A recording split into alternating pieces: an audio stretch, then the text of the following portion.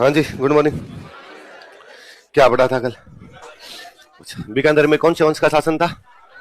पहला राजा कौन हुआ? राव बीका। कौन से राजा का बेटा था? कौन से काका की सहायता से? कौन से छोटे भाई की सहायता से? कौन सी माता जी के आशीर्वाद से? ये बीकानेर वाला इलाका कब जीता था? उसे राजा कब घोषित किया गया और कहां पे घोषित किया गया? वहां मंदिर किसका बनवाया गया? भैरव मंदिर बनवाया गया। बीकानेर की स्थापना कब की गई? कौन से त्योहार के दिन? इस दिन बीकानेर में जोधपुर के कौन से राजा पर अटैक किया था? वहां से क्या लेके आया था? कौन सी माता जी का मंदिर बनवाया था? नागरिक माता राठौड़ों की और बीकानेर के राठौड़ों की इष्ट देवी जसनाथ जी के आशीर्वाद से राजा कौन बना? उसने कौन सी झील बनाई? उसे कौन कहता है कि वो कलयुग का कारण है? उसने नागौर के कौन से राजा को हराया? किसको हराया? मोहम्मद खान। और जैसलमेर के कौन से युद्ध में लड़ता हुआ मारा गया था? किसके खिलाफ लड़ रहा था? अभी मीरा कहां का नवाब था? राती घाटी का युद्ध कब हुआ था? किस किस के बीच में? कामरान किसका भाई था? कौन से किले पे कब्जा कर चुका था? इस युद्ध में कौन जीता? बिट्टू सुजा की किताब का नाम? कल्याणमल के दरबार का विद्वान कौन था? सदाशिव भट्ट की किताब का नाम? राय सिंह किस किस का मनसबदार था? अकबर की तरफ कौन कौन से दो राजाओं को लेके आया था? सुल्तान और ताज खान। कठौली के युद्ध में किसको हराता है? अकबर ने कितने परगने भेंट किए और कितने का मनसबदार था? जहांगीर ने कितने का बनाया? कहां की जिम्मेदारी सौंपी? किसके विद्रोह के टाइम? कौन सा किला बनवाया? किसकी देखरेख में बनवाया? और उससे राजपूताने का कारण कौन कहता है? और उसने किताबें कौन कौन सी लिखी? राय सिंह महोत्सव, वैदिक वंशावली, ज्योतिष रत्नमाला और बाल बोधिनी नाम की किताबें लिखी थी। अच्छा हाँ, अच्छा उसका जो जयिता था, जयिता ने क्या लिखी थी? कौन से किले में? करमचंद पे किताब कौन लिखता है? जयसोम किताब में राय सिंह को क्या कहा गया? उसका छोटा भाई कौन था? अकबर ने कौन सा किला दिया? उसने गागरोन में कौन सी किताब लिखी? ये कौन सी शैली में लिखी हुई है? कौन सी भाषा में लिखी हुई है? दुर्साढ़ा क्या बताते हैं इसको? जेम्स्टोड इसमें कितने घोड़ों का बल बताता है? अच्छा, डिंगल का होरेस कौन कहता है इसको? एलबी तैसीतोरी खुद कहां का रहने वाला था? जंगलतर बादशाह की उपाधि किसने धारण की? ऐसा कौन सी किताब के अनुवाद में सूख सप्तती ओरिजिनली किसने लिखी थी?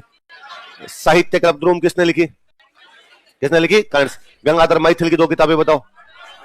कर्ण भूषण और कव्य दाखिल। और हौसिक भट्ट की किताब बताओ। माही मराठी की उपाधि किसको मिली? किसने दी? क्या जीतने के कारण दी? दक्षिण भारत। कहां कहां का प्रशासक बनाया गया उसको? दूसरा बीकानेर किसको कहते थे? अच्छा, वहां से हिंदू देवी देवताओं की और इनको कौन से मंदिर में लगवाया?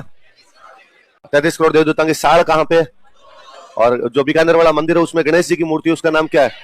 अच्छा, वहां से और संस्कृति क्या लेके आया था? पुस्तकें कुंभा की कौन से? बीकानेर में कौन सी लाइब्रेरी बनवाई? सरस्वती भंडार, जिसको आजकल क्या कहते हैं? अनूप संस्कृति पुस्तकालय। अनूप सिंह की खुद की किताबें बताओ। अनूप विवेक, काम प्रबोध, श्राद्ध प्रयोग, चिंतामणि और अनुपोध। भाव भट्ट की किताबें बताओ। संगीत अनूप अंकुश, अनूप संगीत विलास, अनूप संगीत रत्नाकर। अनंत भट्ट की किताब और उदय चंद्र की किताब क्या नाम है?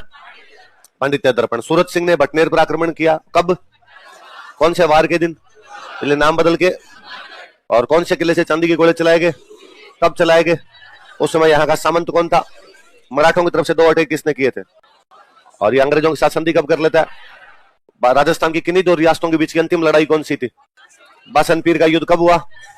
1829। किस किस के बीच में? और इसमें कौन जीता था? अच्छा, और इसने कौन से कुप्रथा पे रोक लगाई थी? कब लगाई गई? कहां पे लगाई गई? राजस्थान की अंतिम ख्यात कौन सी है? बीकानेर राठौड़ारी ख्यात, जो कि किसने लिखी थी? कहां से कहां तक के राजाओं का वर्णन है?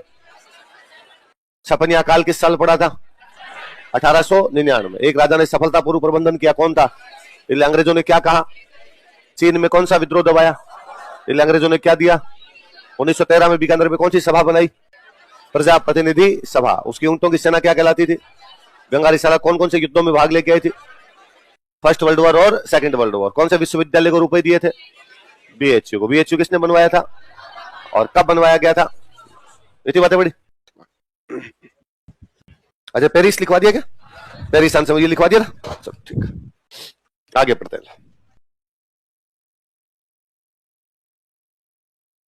अच्छा, पेरिस शांति सम्मेलन जब हुआ था ना, तो उसमें ज्यादातर एक बात की गई कि भाई जो भी नागरिक सिटीजन जिस देश में रहना चाहते हैं वहां पे रहिए। कोई भी दूसरा देश किसी भी देश के लोगों पर कब्जा नहीं। ये जो मुख्य समस्या ये थी कि एक यूरोप में एक जाति थी पोल, कौन सी जाति थी? और यहां कब्जा कर रखा है जर्मनी ने। कब्जा किसने कर रखा है? एक जाति है सर्ब, कौन सी जाति है? कब्जा कर रखा है ऑस्ट्रिया ने। ये ऑस्ट्रिया इन पे कब्जा करना चाहता है, उधर से रसिया कहता है मैं कब्जा करूंगा इन पे। तब कहा गया भाई ऐसे नहीं। पोलों से खुद से पूछा जाए वो किसके साथ रहना चाहते हैं। पोलों से पूछा गया आप किसके साथ रहना चाहते हो, उन्होंने कहा हमारा तो अलग देश बनाएंगे। तो देश बना पोलैंड। कौन सा देश बना? सर्बों से पूछा भाई आप किसके साथ रहना चाहोगे, उनका भाई हम तो अलग रहना चाहेंगे, देश बना सर्बिया। कौन सा देश बना? है ना, वैसे अलग अलग स्लाव जाति हुआ करती, उनका बना दिया स्लोवाकिया। कौन सा बना दिया? आत्मनिर्णय का अधिकार, सेल्फ डिसीजन। कोई दूसरा किसी प्रकार का प्रेशर आप पर नहीं बना सकता, आप जहां रहना चाहते हो वहां पर रहिए, अपनी सरकार खुद बनाइए, स्वशासन। क्या अधिकार दिया गया इन लोगों को? सेल्फ गवर्नमेंट, अपनी सरकार खुद बनाइए। गंगा सिंह वहां जब पेरिस शांति सम्मेलन में रहते हैं तो इनको लगता है यार ये वाला कंसेप्ट ठीक है। गंगा सिंह पेरिस से वापस आ रहे थे तो रास्ते में रुके हुए थे रोम। कहां पे रुके हुए थे? और यार रोम से अंग्रेजों को एक लेटर लिख के भेजते हैं जिसका नाम ही पड़ गया रोम नोट। क्या नाम पड़ गया? और इस रोम नोट में अंग्रेजों को कहते हैं कि जब सबको ही स्वशासन दिया जा रहा है तो भारत को क्यों नहीं। तो भारत के कौन से राजा ने अंग्रेजों से स्वशासन की मांग की थी? कहां से लेटर भेजा था? कौन से सम्मेलन से वापस आ रहे थे? देखो, पेरिस शांति सम्मेलन से लौटते समय, while returning from Paris peace conference, Paris शांति सम्मेलन से लौटते समय, while returning from Paris peace conference, Paris शांति सम्मेलन से लौटते समय, while returning from Paris peace conference, अंग्रेजों को अपना सुप्रसिद्ध रोम नोट भेजा था। He sent his famous Rome note to Britishers. अंग्रेजों को अपना सुप्रसिद्ध रोम नोट भेजा था। He sent his famous Rome note to Britishers. अंग्रेजों को अपना सुप्रसिद्ध रोम नोट भेजा था। He sent his famous Rome note to Britishers. तथा भारत के लिए स्वशासन की मांग की, and demand and self government for India. तथा भारत के लिए स्वशासन की मांग की, and demand and self government for India. Bharat के लिए स्वशासन की मांग की, भारत के लिए किसकी मांग की?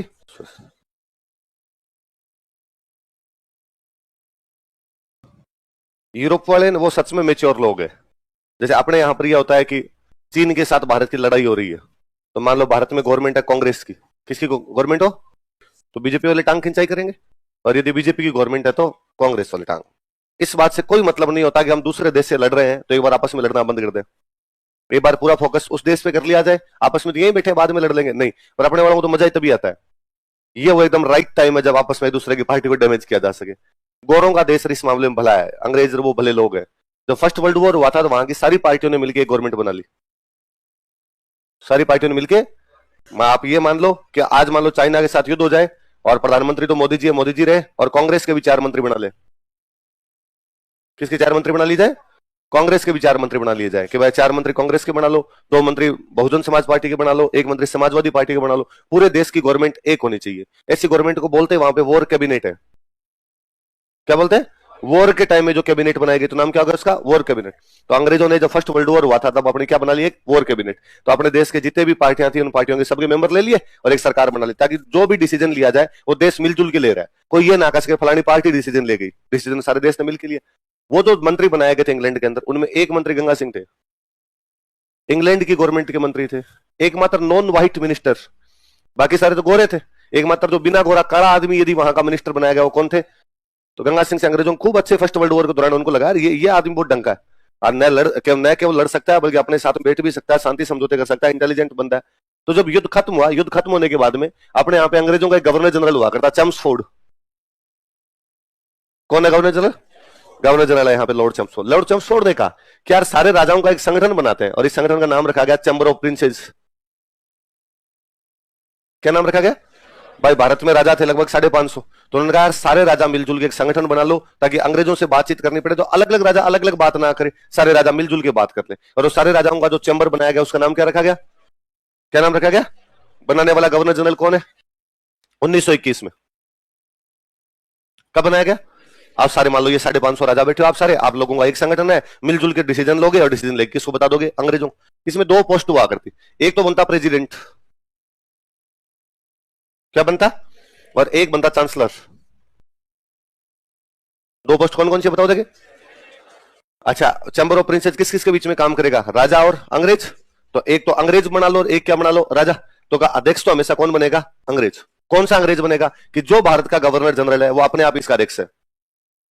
जैसे बात में कि जो हमारा उपराष्ट्रपति है वो अपने आप ही राज्यसभा का सभापति है।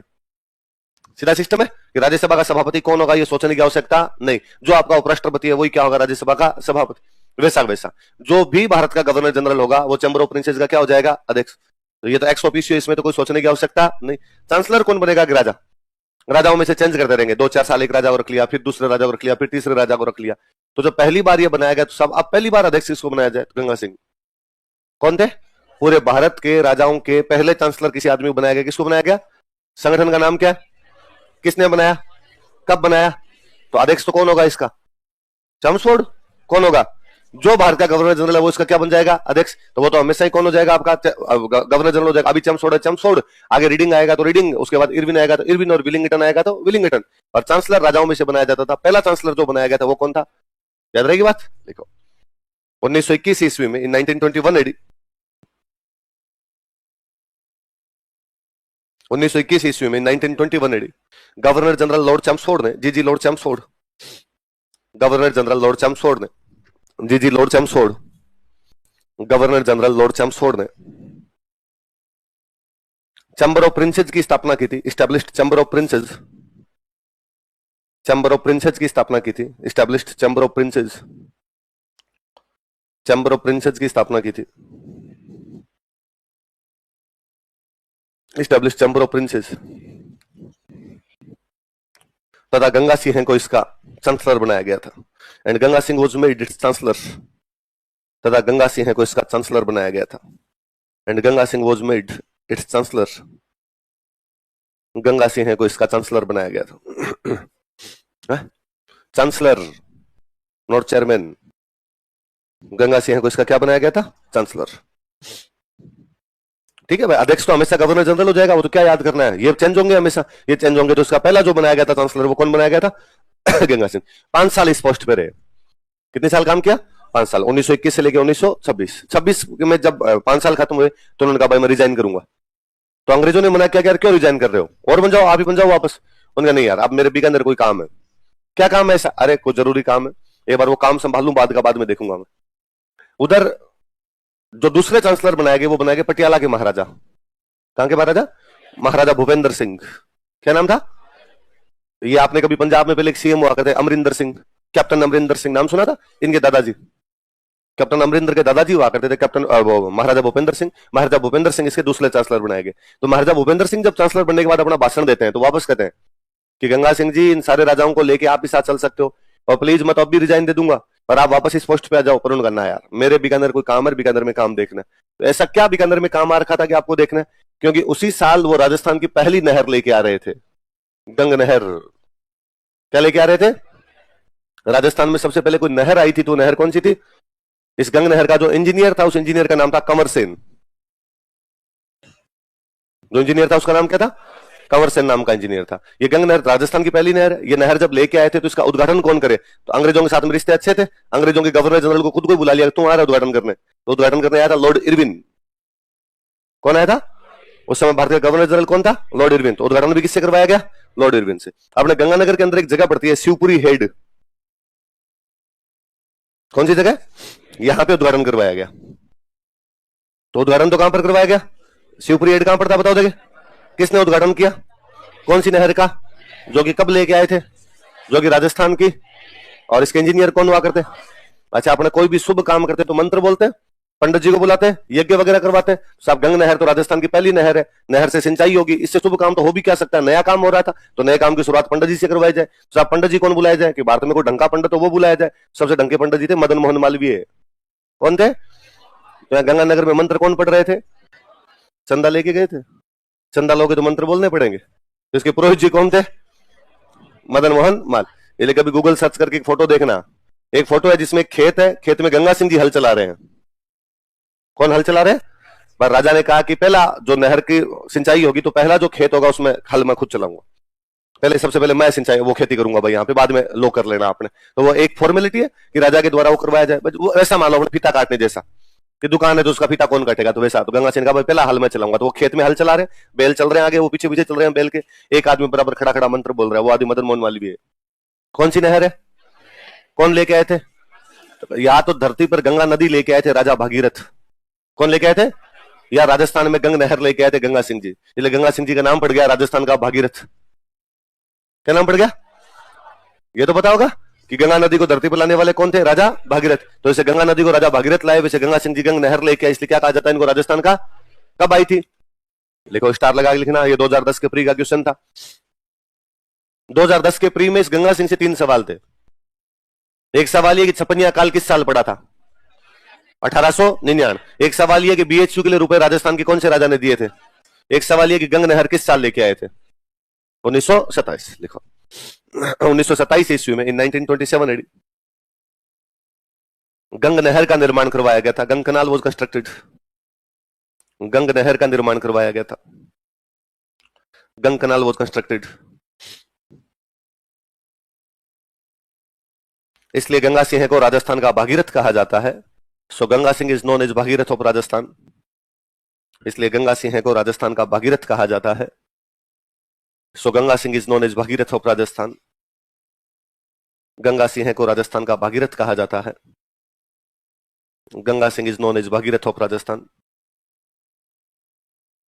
गंगा सिंह को क्या कहा जाता है? राजस्थान का भागीरथ कहा जाता है। नीचे लिखो, इंजीनियर बराबर कंवर सेन। इस नहर का इंजीनियर कौन था? कंवर सेन। इंजीनियर बराबर कंवर सेन। उद्घाटन बराबर लॉर्ड इरविन। इनोग्रेशन, उद्घाटन बराबर लिखो लॉर्ड इरविन। लॉर्ड इरविन कोष्टक में लिख लेना। शिवपुरी हेड नामक स्थान पर, at place named Shivpuri head, Ganganagar में जगह, शिवपुरी हेड नामक स्थान पर उद्घाटन Lord Irwin. Engineer Kanwar Sen, उद्घाटन लॉर्ड इरविन। लॉर्ड इरविन की कोष्टक में लिख लो शिवपुरी हेड नामक स्थान पर। नीचे लिखो पुरोहित। पंडित जी कौन थे? पुरोहित बराबर मदन मोहन मालवीय। पृष्ठ, पृष्ठ जो थे पुजारी जी जो थे वो मदन मोहन मालवीय।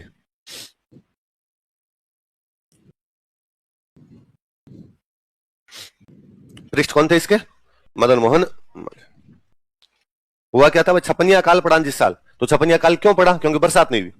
अकाल का कारण यही तो है, बरसात हुई नहीं। बरसात नहीं हुई तो लोगों के खाने के लिए अनाज नहीं है, अनाज नहीं तो लोग भूख से मरने लग गए। तो राजा को बहुत बुरा लगा, और राजा को लगा यार मतलब यदि राम जी बरसात करना बंद कर दे तो अपनी जनता मर जाए। और से ये बुरा लगा नहीं यार, मैं मेरी जनता वैसे तो नहीं मरने दूंगा कम से कम, तो क्या किया जाए? तो अपनी खेती किस पे डिपेंड करती है? वर्षा पे। तो कहा आज के बाद भाई अपनी खेती बरसात पे डिपेंड नहीं करेगी। तो क्या करोगे कि नहर लाएंगे। नहर लाओगे कहां से? नहरें निकलती है नदियों से। नहरें कहां से निकलती है?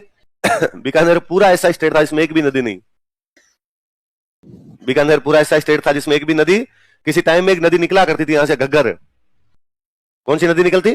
भाई बीकानेर स्टेट का मतलब बीकानेर, चूरू, गंगानगर, हनुमानगढ़ पूरा आता था उस टाइम। तो एक नदी घग्गर निकला करती थी, लेकिन अब घग्गर भी आना क्या हो गई? बंद। तो बंद हो गई तो अब तो आपके पास नदी नहीं बची, फिर क्या है? तो कहा भाई बीकानेर की बाउंड्री लगती है पंजाब के। बीकानेर की बाउंड्री किसके लगे? पंजाब अंग्रेजों के पास। अंग्रेज गंगा सिंह के दोस्त, तो अंग्रेजों से पानी ले लिया जाए। इसलिए अंग्रेजों से एक समझौता किया और उनको कहा कि भाई तुम्हारी नदियां खूब सारी है पंजाब में और हमें पंजाब का पानी दे दो। इसलिए पंजाब में एक जगह पड़ती है फिरोजपुर। कौन सी जगह? उस फिरोजपुर का पानी बाद में राजस्थान में ले गए। फिरोजपुर से वहां से पानी ले गए थे। गंग नहर जिस जगह से निकल के आती है उस जगह का नाम क्या है? क्या नाम है? सुनना, लिखना नहीं, आगे ज्योग्राफी में लिख लोगे। मैं काम की बात हूं। जब देश आजाद हो रहा था तो आजाद हो रहा था तब ये कहा कि 2 देश बनेंगे, एक देश बनेगा भारत और एक क्या बनेगा? पाकिस्तान। अच्छा, पाकिस्तान को क्या क्या मिलेगा? का आधा पंजाब और आधा बंगाल। पाकिस्तान को क्या क्या मिलेगा?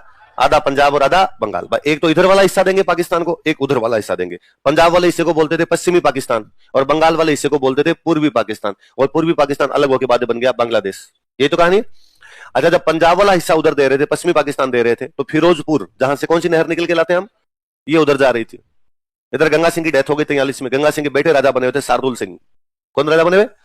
भारत का गवर्नर जनरल हुआ करता लॉर्ड माउंटबेटन। कौन था? माउंटबेटन और गंगा सिंह बहुत अच्छे दोस्त थे। माउंटबेटन और गंगा सिंह दोनों सेकंड वर्ल्ड वॉर साथ में लड़ चुके थे। तो शार्दुल सिंह ने माउंटबेटन से बात की कि माउंटबेटन दिमाग खराब है तुम्हारा, तुम्हें इधर वाला जो पंजाब है ये पाकिस्तान को दोगे और ये पंजाब पाकिस्तान को दोगे तो फिरोजपुर पाकिस्तान के अंदर जाएगा, और फिरोजपुर यदि पाकिस्तान के अंदर जाएगा तो पाकिस्तान गंग नहर का पानी बंद कर देगा, और यदि वो गंग नहर का पानी बंद करता तो हमारी बीकानेर रियासत फिर प्यासी मरने लग जाएगी। हमारे बाद में खेती कहां से होगी? और फिर सबसे बड़ा दबाव हम पर पाकिस्तान ये डालेगा कि यदि गंग नहर का पानी लेना चाहते हो तो पाकिस्तान में आओ। पानी लेना है तो बाद में हम किस पे डिपेंड करेंगे? पाकिस्तान। इसलिए माउंट बेटन इधर वाला इलाका बचा लेता है। फिरोजपुर आज भी अपने वाले पंजाब में, पाकिस्तान वाले पंजाब में नहीं गया। तो यदि वो पाकिस्तान वाले पंजाब में नहीं गया तो केवल इस नहर की वजह से, वरना ये पूरा इलाका किधर जाता? उधर पूरा पाकिस्तान वाले पंजाब में जाता, पर बीकानेर वाले अड़े। इसलिए भारत में साइन करने वाली राजस्थान की पहली कोई रियासत थी तो बीकानेर है। माउंट बेटन कहा हम भारत में शामिल होने के लिए तैयार है, हम तो साइन कर देंगे, पर यदि फिरोजपुर उधर चला गया तो फिर हम भारत में आके करेंगे क्या? फिर तो हमारे ठीक है पाकिस्तान के साथ संधि करें, पाकिस्तान पानी तो देगा। तो माउंट बेटन ने कहा चिंता मत करो, मैं फिरोजपुर इधर लेके आ जाऊंगा, तुम तो इधर साइन करो। तो साइन करवाने वाली पहली जो रियासत थी वो कौन सी थी? राजस्थान की पहली रियासत कौन सी है? बीकानेर। राजा कौन है? शार्दुल सिंह। कौन राजा थे? एकीकरण पढ़ेंगे तब याद रह जाएगा। वापस मैं पूछूंगा भाई क्यों इधर साइन करने पड़े, याद रहेगी बात आपको कि फिरोजपुर वाला पानी इधर चाहिए, वरना तो वो फिरोजपुर किधर जा रहा था? आपके पाकिस्तान के अंदर जा रहा था। अब देश आजाद हो गया। देश आजाद होने के बाद में इंजीनियर कौन है? कंवर सेन जी जाके मिले नेहरू जी से, और नेहरू जी को जाके कहा कि नेहरू जी, हमारा एक राजा था जिसके पास ज्यादा रुपए भी नहीं थे। भाई रुपए कहां से होते? यहाँ पे खेती तो होती नहीं थी, इतनी खेती नहीं होगी तो टैक्स आएगा कहां से? तो कहा फिर भी रुपए नहीं थे, उसके बावजूद नहर लेके आए थे। और तब जब नहर लाए तो लोगों ने पूछा रुपए कहां से लाओगे? तो रानियों के गहने बेच दिए थे। लोगों के पीने के लिए पानी आना चाहिए, लोगों की खेती के लिए पानी आना चाहिए, भले गहने बिके तो बिके। एक बार गहने गिरवी रख दो, बाद में वापस खरीद लाएंगे रानियों गहने, पानी दोबारा नहीं ला पाएंगे अपने। तो उस आदमी ने इतने तक प्रयास किए थे कि अपने घर का सोना बेच बाच के भी वो नहर लेके आ गया था। अब तो नेहरू जी आपके पास रुपए खूब ज्यादा है, अब तो आप एक बड़ी नहर ला सकते हो। फिर उस समय प्रॉब्लम थी कि उस समय अंग्रेजों से बातचीत करके पानी लेना पड़ता था। अब तो पंजाब भी अपना, राजस्थान भी अपना, इसलिए पंजाब से पानी किधर दे दिया जाए? राजस्थान को। और नेहरू जी को ये कंसेप्ट बड़ा समझ में आया, और 1954-55 के आसपास में ये काम शुरू कर देते हैं। बाद में 57-58 के आसपास तो लेके आई गए थे, और अपने राजस्थान में एक नई नहर लेके आते हैं, राजस्थान नहर। क्या नहर लेके आते हैं? तो राजस्थान नहर का इंजीनियर भी बाद जिस आदमी को बनाया गया वो आदमी कौन था? कौन बनता है? हरि के बैराज से। कौन सी जगह से लेके आते हैं? हरि के बैराज से एक नई नहर लेके आते हैं। वो नहर कौन सी है? राजस्थान। तो राजस्थान के दो नहरों का इंजीनियर सेम ही आदमी रहा है, गंग नहर का और बाद में कौन सी? इस राजस्थान नहर का नाम 1983 में इंदिरा गांधी का राजस्थान का दौरा था, इसलिए उसी नहर का नाम बदलकर कर दिया गया इंदिरा गांधी नहर। क्या कर दिया गया? तो राजस्थान नहर का नाम क्या हो गया? तो जिसको आजकल आप इंदिरा गांधी नहर कहते हो, पहले इसका नाम क्या था? और इस इंदिरा गांधी नहर या राजस्थान नहर की मोटिवेशन यदि किसी नहर से मिलती है तो कौन सी से? किससे मिलती है बच्चों? इसका मतलब यह है कि गंग नहर अलग है और इंदिरा गांधी नहर अलग है। गंग नहर अलग है और इंदिरा गांधी नहर, गंग नहर निकल के आती है फिरोजपुर से, इंदिरा गांधी नहर निकल के आती है हरि के बैराज से। गंग नहर केवल पंजाब से निकलती है, अपने गंगानगर में आती है, थोड़ा सा हनुमानगढ़ की तरफ आती है, रुक जाती है, इतनी है। गंग नहर इतनी है, पंजाब से शुरू होगी, गंगानगर क्रॉस करेगी, हनुमानगढ़ का थोड़ा सा हिस्सा घुसेगी उसके अंदर, वहां पे खत्म। इंदिरा गांधी नहर बहुत बड़ी है।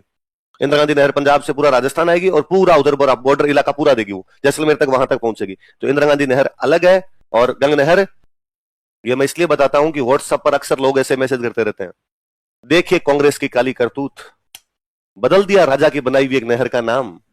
राजा ने बनाई थी गंग नहर, कांग्रेस ने कर दिया उसका नाम इंदिरा गांधी नहर। तो मुझे लगता है कि यार व्हाट्सएप पे तो इसी प्रकार के लोग होते हैं, कोई कुछ ही बेच सकता है, इसका तो क्या लोड लिया जाए। एक दिन अपने अखबार में छपावा, देखिए कांग्रेस की काली करतूत, बदल दिया राजा की बनाई गई नहर का नाम। राजा ने बनाई थी गंग नहर, आज बोलते हैं उसको इंदिरा गांधी नहर। क्या किया है कांग्रेस ने न्याय राजस्थान के साथ? केवल नाम बदलने के अलावा किया क्या है कांग्रेस ने? फिर मुझे लगा कि यार पत्रकार भी ज्यादातर वो होते हैं जिनका रीट में सिलेक्शन नहीं होता है ना, इसलिए किया जा सकता, कोई बड़ी बात है नहीं है। अब उससे बड़ी बात, आज के 3-4 महीने पहले बीजेपी के 2 एमएलए खड़े हुए, और बीजेपी के 2 एमएलए ने खड़े होकर कहा कि देखिए कांग्रेस की काली करतूत, विधानसभा में, कहां पे? और राजा के बनाई हुई नहर का नाम बदलकर रख लिया अपना नाम। क्या तरीका है ऐसे? राजा आपने मेहनत से लेके आया था, आप उसका नाम कैसे बदल सकते हो? अब अगली बात सुनिए और इंटरेस्टिंग है, कांग्रेस वाले खड़े, उन्होंने कहा बदलेंगे, तुम कौन होते हो? मूर्खों, ये तो पता हो कि 2 नहर अलग अलग है। गंग नहर का नाम आज भी गंग नहर ही है। राजस्थान नहर का नाम बदल के क्या किया गया था? ये हमारे जनप्रतिनिधि है, ये हमारे, फिर जनता इनके पास जाती है कि नहर में पानी दिलाओ। इनको ये नहीं पता कि नहर कौन कौन सी आती है, ये बाद में नहर का पानी दिलवाते हैं। तो 2 अलग अलग नहर है भाई, याद रखना, गंग नहर अलग है और इंदिरा गांधी नहर है। और इससे भी जोरदार बात, गंग नहर राजा जब लेके आया था तो राजा एक बात जानता था, क्या इस नहर का पानी पीने के भी काम आएगा, इस नहर का पानी सिंचाई के भी काम आएगा, इसलिए इस नहर में गंदगी ना हो, इसलिए राजा नहर को बंद करके लाया। इसलिए गंग नहर ऊपर से बंद आती है, पैक। इंदिरा गांधी नहर बंद नहीं की गई, शायद एक कारण यह भी रहा होगा कि इंदिरा गांधी नहर बहुत बड़ी है, तो लगा यार इतनी बड़ी नहर को कहां कहां बंद करते घूमेंगे, हालांकि सरकार के पास पैसा था, करती तो कर ही लेती सरकार, पर वो बंद नहीं की गई, खुली पड़ी है एकदम। दूसरा, पता नहीं राजा ने अंग्रेजों के साथ क्या समझौता किया था, क्या नहीं किया था, पर राजा ने जब अंग्रेजों से समझौता किया तो कहा कि हमें इतना पानी मिलना चाहिए। गंग नहर में कभी भी पानी कम नहीं होता है, गंग नहर में उतना का उतना पानी आता है। इधर इंदिरा गांधी नहर लेके आए, अपना पंजाब अपना राजस्थान, उसके बावजूद पंजाब ने आज दिन तक उतना पानी नहीं दिया जितना पानी देना चाहिए। पंजाब में भी भारत की सरकार है, राजस्थान में भी भारत की सरकार है, पंजाब नहीं देता, नहीं है। हिमाचल प्रदेश में ज्यादा बारिश होगी, नदियों में पानी ज्यादा होगा, तो पंजाब अपने को पानी दे देगा। यदि उधर पंजाब में भी पानी कम है तो वो अपने राजस्थान का पानी भी खा जाएगा, और अपने को जितना पानी मिलना चाहिए उतना पानी नहीं देता। और अब वो नहर हरी के बैराज से निकलेगी तो कई दूर तक पंजाब के अंदर चलेगी, राजस्थान तो बाद में शुरू होगा। ये तो नहीं भाई बॉर्डर पे बांध बनाकर आप लेके आ जाओ, पंजाब में कहीं बांध बनाना पड़ेगा, वहां से आएगी वो नहर। तो जितनी दूर तक वो पंजाब के अंदर चलेगी, वहां जो भी किसान है उस नहर के आसपास के जो भी दोनों साइड के किसान है, वो बड़े बड़े पाइप लगाते हैं, बरमे क्या बोलते हैं उनको, जनरेटर लगाया, पानी खींच लिया, पानी चोरी क्या करते हैं। और पंजाब गवर्नमेंट कहती है करो, कोई कार्रवाई उन पर, भले वहां किसी गवर्नमेंट है, उनमें वो एक का है पूरा, भले वहां अकालियों के आए, भले वहां कांग्रेस के आए, भले वहां आम आदमी पार्टी के आए, उनमें से एक आदमी इस बात के लिए हाँ नहीं बढ़ता कि ये पानी आगे दिया जाए। दूसरा, इंदिरा गांधी नहर ओपन पड़ी है तो सबसे पहले बात तो उसमें पंजाब पानी नहीं देता, फिर पानी उसका पंजाब रोक लेता है। फिर रही सही, वो ओपन पड़ी है तो पीने का पानी तो उसमें बचता ही नहीं, वो पीते हैं हम, पर कोई सभ्य इंसान हो तो उस पानी को ना पिए। इतना गंदा पानी है उसका, नहर खुली रहने की वजह, जिसकी हद नहीं। मेरा 20 साल पिया हुआ है, इसलिए मैं ज्यादा बेहतर ढंग से जानता हूं उस पानी को। मुझे अभी याद है, हम वो डिग्गियों से पानी निकाला करते, फिर यूं बाल्टियां भरते, खूब सारी बाल्टियां भर के फिटकरी लेके उसमें टाबरों, हमारा काम यही था कि उसमें आधे घंटे तक वो फिटकरियां घोला करते, फिर आधे घंटे तक फिटकरी घोलते तो बाद में उस बाल्टी को रख देते। रात को उसका जो गंदा जो होता था, जो कचरा होता था, वो नीचे जमता। फिर जैसे ये पूरी बाल्टी, जिसके ऊपर वाला पानी साफ और नीचे वाला पानी खराब, तो ये ऊपर वाला पानी इसको दूसरे दिन गिलास या लोटे से घड़ों में डालते, मटकों में डालते, और उसमें भी डरते, मम्मी कहती हिला मत देना वरना नीचे से ऊपर आ जाएगा पूरा पूरा। और आराम से धीरे धीरे 2-4 घंटे की डेली का वो काम हुआ करता था कि ये काम करने ही पड़ेंगे आपको। हम जहां पापा की मेरे पोस्टिंग थी वो एकदम लास्ट इलाका था, वहां पे वो नहर जाके बंद और हो जाएगा, टेल पे रहते हम, एकदम पूंछ थी वो नहर की वहां पर एकदम। इसलिए यदि कोई उसमें, जैसे उसमें मेरे देखा हुआ था कि हर महीने कोई पशु मरा हुआ था, आज गाय आ गई उसके अंदर, आज कुत्ता आ गया उसके अंदर, आज बिल्ली आ गई उसके अंदर, पशु गिर गया बेचारा, किसी भी कारण से नहर में गिर गया, आगे चलता चलता चलता वहीं आएगा जहां नहर बंद हो रही है। हमारे आगे नहर बंद होती तो वहां तक पहुंच जाता, फिर हमारे गांव वाले उसको निकालते, बाहर निकालते, और उसका तो हम लोड भी नहीं लिया करते, देख पशु तो आएगा ही, क्या है ये तो पानी पीना ही है अपने को। हर 12 महीने में उसमें एक लाश आ जाती। होता क्या भाई, उधर से किसी ने सुसाइड कर लिया, या कोई मर्डर कर गया, फेंक गया नहर के अंदर मर्डर करने के बाद, या कोई बच्चा फिसल गया, कोई भी कारण रहा उसके अंदर, वो लाश चलती आ जाती, फिर वो वहां पर हमारे आगे रुक जाती, फिर उसको निकालते। अब उस लाश को बहते बहते कोई 20-25 दिन हो जाया करते थे, तो वहां तक आते तो खराब ही हो जाती, फिर बाहर निकालते तो बदबू मारती और वो लाश कुछ नहीं करती। पुलिस वालों को बुलाते, पुलिस वाले जाके पंचनामा कर लेते, पता चलता तो बता देते घर वालों को, भाई तुम्हारी लाश मिली है, नहीं पता चले तो कोई बात नहीं, वहां रेडी है। तो वो इतना खराब पानी आता है, इसकी हद नहीं। दूसरा, मैं आपको कल ही बता रहा था कि जंगल का मतलब ही होता है जहां पे हवा तेज चले और पानी कम हो। तो बीकानेर में इतनी तेज हवा चलती है, आंधियां चलती है, आंधियां भयंकर वाली। ये आंधियों का वो वैसा रहता है कि शनिवार के दिन यदि आंधी शुरू हो जाती तो हम बातें करते हैं कि अब अगले शनिवार तक तो रहेगी, अमावस्या को शुरू हो गई तो अब अगली अमावस्या तक तो रहेगी। और वो वैसा हुआ करता उस बॉर्डर इलाके में कि ये जब जून जुलाई, अप्रैल मई जून जुलाई वाले जो महीने होते, जुलाई में फिर भी थोड़ी बरसात शुरू हो जाती जून तक, कि खाना 5 बजे से पहले पहले खाना है। यदि आपने 5 बजे के बाद में खाना खाना है शाम को, तो उसके साथ में आपको आधा किलो मिट्टी खानी पड़ेगी। इतनी भयंकर वो आंधियां चला करती। लाइट उस इलाके में थी नहीं, तो वैसे भी लाइट वाला नहीं, आप अंदर बैठ के लाइट के अंदर खा लो, चिमनियां वो हुआ करती वहां पे, सोलर पैनल आ गए थे थोड़े थोड़े से। तो वो जो नहर थी, उस नहर के अंदर हालात होती, इतनी गहरी नहर है, बहुत गहरी है, 20-22 फीट तक ये नीचे जाती होगी, वो इतनी गहरी है कि मतलब बस डूब जाए, पानी यदि बह रही है और बस डूब जाए तो बस मिलेगी नहीं आपको, इतनी गहरी गहरी वो नहरें होती है। इतनी आंधियां चलती है कि वो नहर पूरी बंद हो जाती है, भले उसके ऊपर से ट्रैक्टर निकाल लो। इसलिए मेरे बचपन के दिन तो ये गर्मी वाले वैसे वो देखे हुए कि हम यूं बाहर खेल रहे हैं और हमारे गांव वाले सारे फावड़े ले लेके उधर भागते हुए जा रहे हैं, और किसी से पूछते कि चाचा आज किधर, कि नहर निकाल के ला रहे हैं। नहर निकाल के ला रहे हैं मतलब नहर तो आई भी है, कि नहर में मिट्टी आ गई या पीछे से पानी आने वाला है, और यदि पानी आएगा और मिट्टी है तो पानी आएगा कहां से आगे, इसलिए पहले मिट्टी बाहर निकालेंगे तब पानी आगे आ पाएगा। ये वहां हर साल की समस्या है। वो समस्या को इसलिए नहर खुली है, नहर बेचारी न पूरा पानी ले पा रही है, न नहर साफ पानी दे पा रही है, बस नहर है, सिंचाई हो जाती है वो ठीक है, उसमें दूसरा लोचा हुआ, नहर की लंबाई बढ़ाते चले गए, आगे और दो, आगे और दो, जैसलमेर तक भी पानी पहुंचे, बाड़मेर तक भी पानी पहुंचे। तो अब राजस्थान ही उसके पानी के लिए लड़ता है। उसमें दो चरण हो गया, पहला चरण, दूसरा चरण। गंगानगर और लगभग बीकानेर में घुसते तक उसका पहला चरण है, और उसके बाद उसका चरण शुरू हो जाता है दूसरा। अब पहले चरण को पानी ज्यादा दो तो दूसरे चरण में कम, दूसरे चरण को पानी ज्यादा दो तो पहले चरण के अंदर कम। इसलिए अक्सर आप सुनोगे कि रावला, गढ़साना कुछ इलाके हैं गंगानगर में जिनमें किसानों के आंदोलन होते रहते हैं कि हमारे पानी कम है। वो रीजन उनका यही है कि वो पहले चरण के एकदम लास्ट के अंदर आते हैं, उसके बाद दूसरा चरण शुरू हो जाएगा, दूसरे चरण को जैसे ही पानी देंगे उनका पानी कम हो जाएगा। और वो अक्सर उसके लिए आंदोलन करते रहते हैं, भाई हमारा पानी कम क्यों कर दिया हमारा। और हर 3-4 साल में रावला, गढ़साना वाले किसान कभी ना कभी कोई ना कोई आंदोलन कर ही लेते हैं। आप गंग नहर के किसानों का कभी कोई आंदोलन नहीं सुनोगे कि गंग नहर के किसानों ने कहा कि हमारा पानी कम क्यों कर दिया गया। अंग्रेजों वाला समझौता आज भी प्रभावकारी है, उसमें पानी आज भी कम नहीं हो पा रहा है, इसमें पानी कम है। और पंजाब साफ साफ कहता है कि नहीं देंगे। सिद्धू मूसेवाला का जो लास्ट गाना जो बैन कर दिया गवर्नमेंट ने, वो यही है कि राजस्थान हरियाणा को टक्का पानी नहीं देंगे, जोर लगा लेना तुम। वो गाना ये है, तुम पानी मांग रहे हो, हम तुक्का नहीं देंगे, सिंगल बूंद लेके देखो तुम पंजाब से। ये उस नहर की हालत है। एकता और अखंडता भगवान जाने का है भारत की, मेरे तो समझ में नहीं आती कभी। ये तो लोग भोले हैं, लोग कुछ समझते ही है नहीं कभी, बहाव में बहने वाले लोग हैं हम।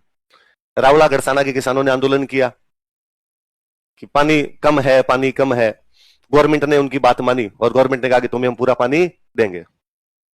अखबार में एक किसानों की हुई जीत, सरकार ने टेके घुटने और सरकार ने कहा कि रावला, गढ़साना किसानों को पानी दिया जाएगा पूरा। कितने भोले लोग हैं अपने। साथ में अखबार में जैसलमेर, बाड़मेर के किसानों ने पटाखे चलाकर मनाई खुशियां। जैसलमेर, बाड़मेर के किसानों ने कहा कि किसानों की हुई जीत, हम खड़े हैं साथ में किसानों के।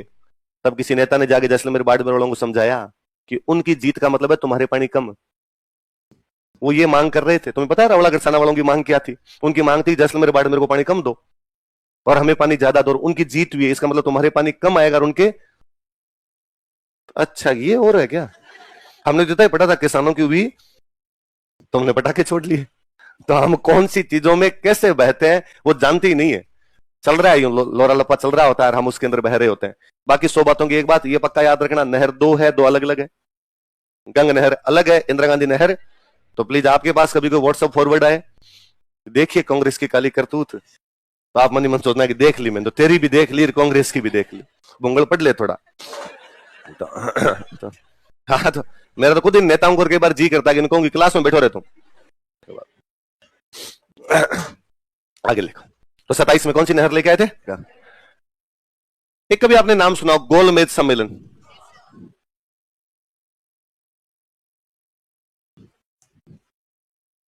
गोलमेज सम्मेलन नाम सुन।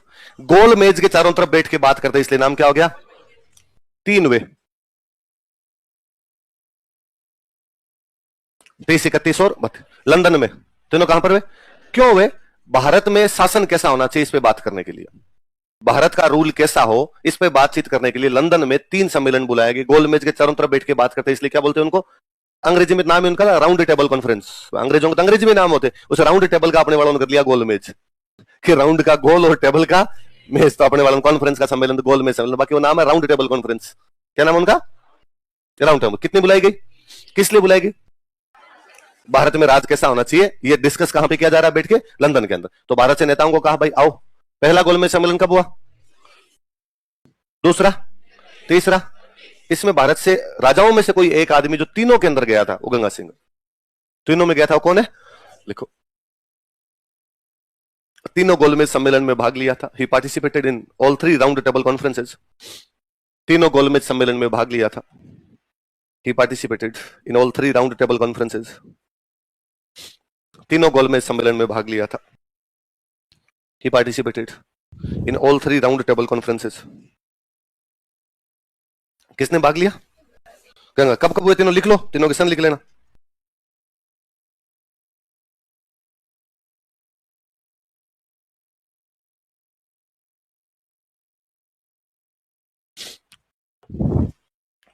कब कब हुए? 30, 31 और। सुन लो एक बात, यूं सुन लो।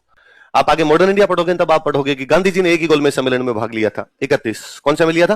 कांग्रेस। अपने कांग्रेस एक ही गोलमेज सम्मेलन में गई थी। दूसरे और कांग्रेस की तरफ से एक ही आदमी गए थे, वो कौन थे?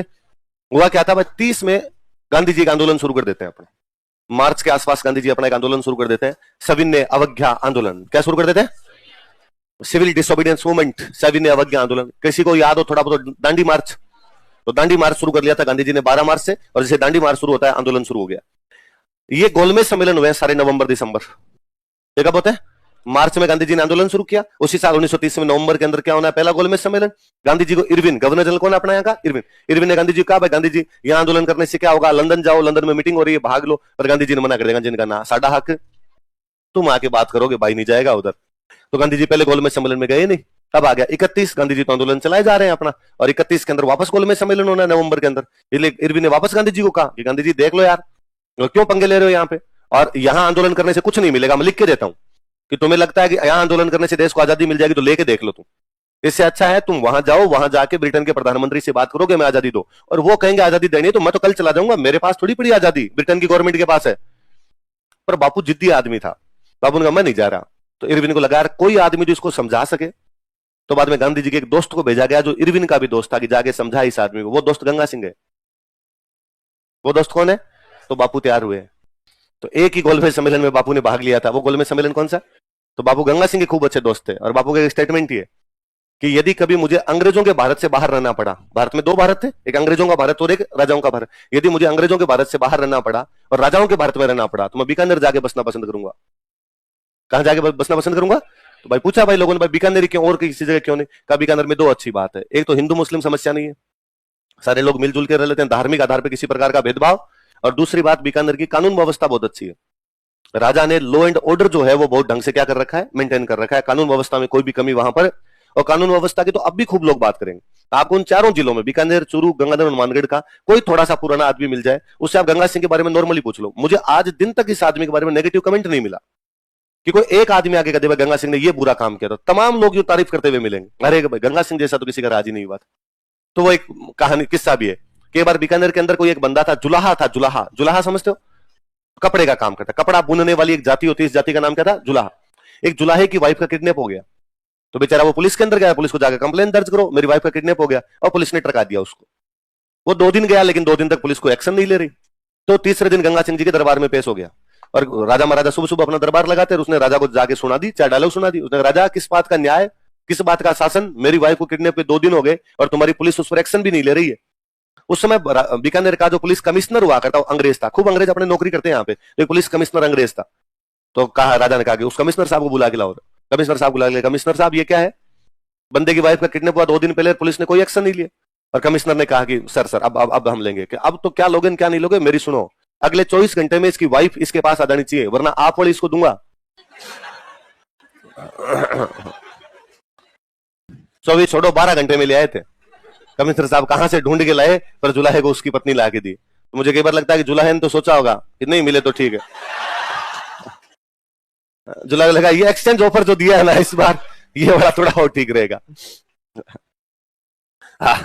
आपने कभी जैसलमेर में एक मंदिर देखा होगा, रामदेवरा, देखा है? बीकानेर में एक मंदिर देखा होगा, देशनोक। हनुमानगढ़ में एक मंदिर देखा होगा, गोगामेड़ी। कौन सा मंदिर? ये तीनों गंगा सिंह के बनाए हुए हैं। तीनों किसके बनाए हुए हैं? कौन कौन से? पहले छोटे छोटे मंदिर तो थे, बहुत पुराने मंदिर है भैया, पर पहले छोटे छोटे मंदिर थे। आज जो आपको बड़े मंदिर दिखाई देते हैं, इन मंदिरों का वर्तमान स्वरूप यदि किसी राजा ने बनाया तो किसने बनवाया था? लिख लो, 3 लिख लो, फिर लिख लो, इनका वर्तमान स्वरूप बनवाया था। Built present form of these temples, इनका वर्तमान स्वरूप बनवाया था। Built present form of these temples.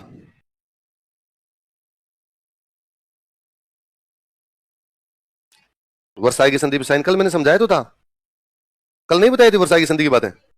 हाँ, मैंने बता दिया, ऐसे मत करो, पूरा नहीं बताया, सब बताया मैंने एकदम। हाँ, लिखवाना तो पेरिस शांति सम्मेलन में भाग लिया, नहीं लिखा है? तो जो पेरिस शांति सम्मेलन में भाग लेगा वर्साई की संधि पे साइन करेगा।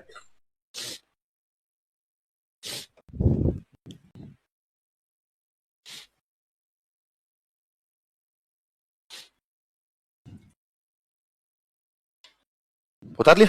इन मंदिरों का वर्तमान स्वरूप बनवाया था, built present form of this temples. अंग्रेजों की एक महारानी हुआ करती विक्टोरिया, कौन थी? विक्टोरिया का नाम सिक्कों पे लिखवाया था, विक्टोरिया एम्प्रेस। क्या लिखवाया था? विक्टर, और ये अपने लिखवाते थे अपने। जैसे आज भी मैं बताऊं, जैसे बांग्लादेश अपना दोस्त है तो अपने सिक्का जारी कर दिया, उस पर लिखा हुआ है इंडिया बांग्ला फ्रेंडशिप। क्या जारी कर दिया? India Bangla friends. बांग्लादेश में राष्ट्रपति वे थे शेख मुजीबर रहमान, तो शेख मुजीबर रहमान अपने बहुत अच्छे दोस्त थे, तो उनके ऊपर जारी कर दिया सिक्का। हमने कहा हमने शेख मुजीब पर क्या जारी किया है? सिक्का। वैसे बीकानेर में एक सिक्का जारी किया गया जो महारानी विक्टोरिया पे जारी किया गया, इसलिए उसके ऊपर क्या लिखा जाता था? तो मुझे याद है 2013 प्रीलिम्स का सवाल था कि कौन सी रियासत के सिक्कों पर विक्टोरिया एम्प्रेस लिखा जाता था? कौन सी रियासत? देखो, बीकानेर रियासत के सिक्कों पर विक्टोरिया एम्प्रेस लिखवाया था। He got engraved Victoria empress on coins of Bikaner. Bikaner रियासत के सिक्कों पर विक्टोरिया एम्प्रेस लिखवाया था। He got engraved Victoria empress on coins of Bikaner. Bikaner रियासत के सिक्कों पर विक्टोरिया एम्प्रेस लिखवाया था। क्या लिखवाया था? महारानी Victoria. He got engraved Victoria empress on coins of Bikaner. और सुनो, बीकानेर के जो सिक्के होते हैं इन सिक्कों को बोलते गजशाही सिक्के। क्या बोला करते थे? यहां कोई एक राजा हुए गज सिंह के नाम पर सिक्के जारी किए गए, इसलिए नाम क्या पड़ गया उनका? तो क्वेश्चन में लिख लो गजशाही सिक्के, गजशाही कॉइन्स। इसी क्वेश्चन में लिखो गजशाही सिक्के। बीकानेर के सिक्के होते ही कौन से थे? कोई नॉर्मल पूछेगा गजशाही सिक्के कौन सी रियासत में जारी किए जाते थे? कौन सी रियासत में? और सुना एक बार, देखो मेवाड़ में एक महाराणा बताए थे मैंने, स्वरूप सिंह बताए थे ना, जिन्होंने कीर्ति स्तंभ का पुनर्निर्माण करवाया था, पढ़ा था हमने। स्वरूप सिंह ने अपने सिक्कों पे लिखवाया था दोस्ती लंदन। क्या लिखवाया था? कि भाई साहब छोटा मोटा मत समझ लेना, आजकल दोस्ती किसके साथ हो रखी है अपनी। तो कोई पूछेगा राजस्थान में कौन सी रियासत के सिक्कों पर दोस्ती लंदन लिखा जाता था? मेवाड़। कौन सी रियासत के? मेवाड़। कौन से राजा ने लिखवाया? यही लिख लो, बाद बॉक्स बंद कर लेना अलग से।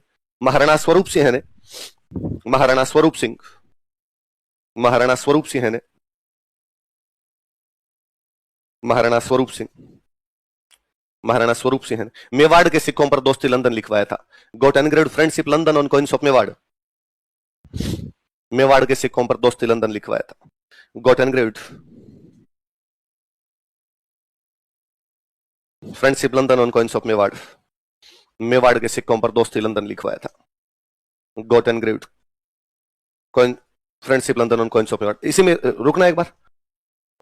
ये जो सिक्के थे इन सिक्कों को बोलते हैं स्वरूप शाही। क्या बोला करते थे?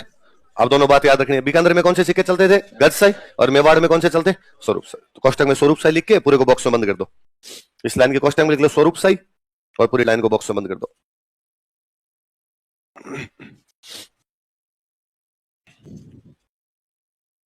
आगे आ जाओ, किशनगढ़ का इतिहास।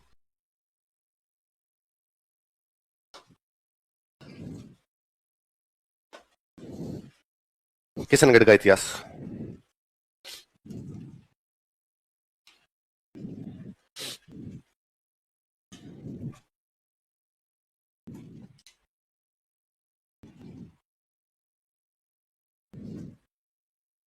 लिखो, किशनगढ़ में राठौड़ वंश का शासन था।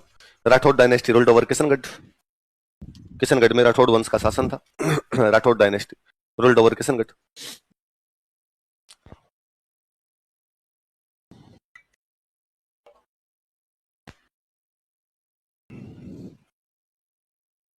हेडिंग डालो किशन सिंह।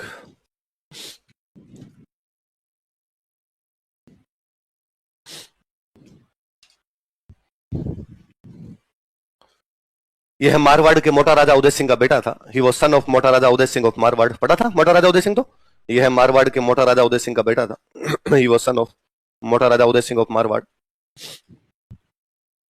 यह मारवाड़ के मोटा राजा उदय सिंह का बेटा था। ही वॉज सन ऑफ मोटा राजा उदय सिंह ऑफ मारवाड़। 1609 ईस्वी में 1609 एडी, 1609 ईस्वी में 1609 एडी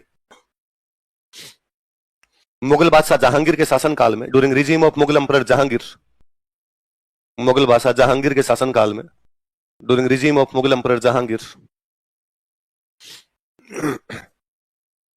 मुगल बादशाह जहांगीर के शासनकाल में, during regime of Mughal emperor Jahangir, इसने किशनगढ़ में राठौड़ राज्य की स्थापना की थी। He founded Rathore state in Kishangarh. इसने किशनगढ़ में राठौड़ राज्य की स्थापना की थी। He founded Rathore state in Kishangarh. Kishangarh में राठौड़ राज्य की स्थापना की थी। He founded Rathore state in Kishangarh. Kishangarh में राठौड़ राज्य की, बोल दो थैंक यू किशनगढ़। आगे लिखो कछवाहा वंश।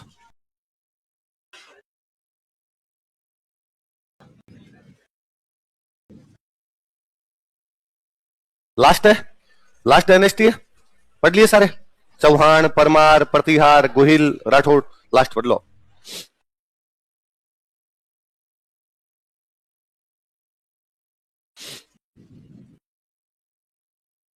कौन सी डायनेस्टी आ गई?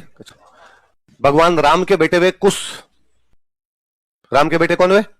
कुश के जो वंशज हुए वो हुए कुशवाहा। कौन हुए? अपने बना दिया कच्छावा, कुशवाहा कुशवाहा कुशवाहा, कहते कहते क्या बना दिया? कछवाहा कछवाहा, कछवाहा से लिया है कच्छावा। मेरे गांव में दादाजी ने कहानियां सुना, तब कहते हैं जयपुर में कछुआ राज हो, तो कच्छावा से वो कहां पे लेके आ गए? कछुआ। बाकी नाम क्या होता है वास्तव में? तो किसके वंशज हो गए? राम जी के वंशज हो गए, इसलिए इनके नाम के साथ एक शब्द जुड़ गया, रघुवंश तिलक। क्या सब जुड़ गया? भगवान राम के लिए कहते हैं भगवान राम रघुवंशी है, रघुकुल रीत सदा चली आई, प्राण जाई पर वचन, तो रघुवंश तिलक शब्द जुड़ गया किसके साथ में? कछुआ। तो कोई पूछेगा भाई कौन से वंश को रघुवंश तिलक कहा जाता था, तो कौन से वंश को? लिखो, कछवाहा भगवान राम के वंशज हैं, Kachhwaha the descendants of Lord Ram, Kachhwaha भगवान राम के वंशज हैं, Kachhwaha the descendants of Lord Ram, Kachhwaha भगवान राम के वंशज हैं, Kachhwaha the descendant of Lord Ram, अतः इन्हें रघुवंश तिलक कहा जाता है। So they are known as Raghuvansh Tilak, अतः इन्हें रघुवंश तिलक कहा जाता है। So they are known as Raghuvansh Tilak, अतः इन्हें रघुवंश तिलक कहा जाता है। So they are known as Raghuvansh Tilak. क्या कहा जाता है इनको? अब लिखो रियासतें। कछवाहा रियासतें कौन सी थी? दो रियासत थी, पहले थी आमेर, और आमेर का नाम बदल के बाद में क्या हो गया था? जयपुर। और एक इससे जयपुर से अलग होकर एक रियासत अपने बाद में बनी थी, अलवर। जयपुर से अलग होकर कौन सी बनी थी? अलवर। लिख लो अपने, ये तो आमेर या जयपुर, और दूसरी कौन सी? अलवर। एक एक का पोस्टमार्टम करें, लिखो आमेर का इतिहास, हिस्ट्री ऑफ आमेर।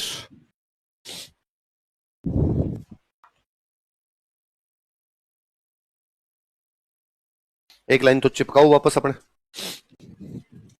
आमेर में कछवाहा वंश का शासन था, Kachhwaha dynasty ruled over Amer.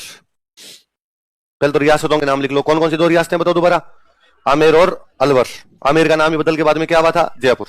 अब लिखो वापस हेडिंग डालो, आमेर का इतिहास, और पहली लाइन लिखो, आमेर में कछवाहा वंश का शासन था, Kachhwaha dynasty ruled over Amer. सुनना देखो, अपने यहां पे एक रियासत पड़ती दौसा। कौन सी रियासत थी? और दौसा में बड़गुर्जर राजपूत थे। कौन से राजपूत थे? इन बड़गुर्जरों का कब्जा हुआ करता है दौसा पे। मध्य प्रदेश में एक रियासत पड़ती नरवर।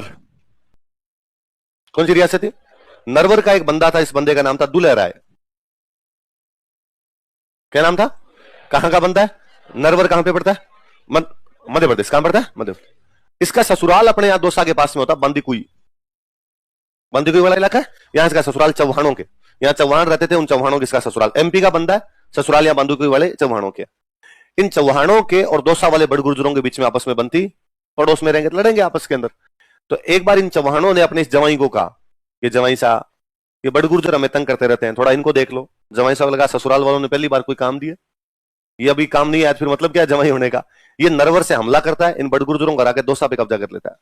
तो कछवाहों की पहली राजधानी राजस्थान के अंदर कोई थी, तो वो कौन सी थी? दौसा।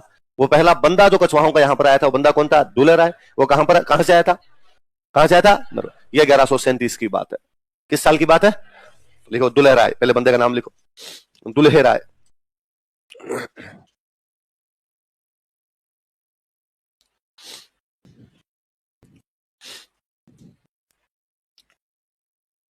कौन बंदा है? सुनो देखो, कहते हैं इसका वास्तव में तो नाम था तेजकरण।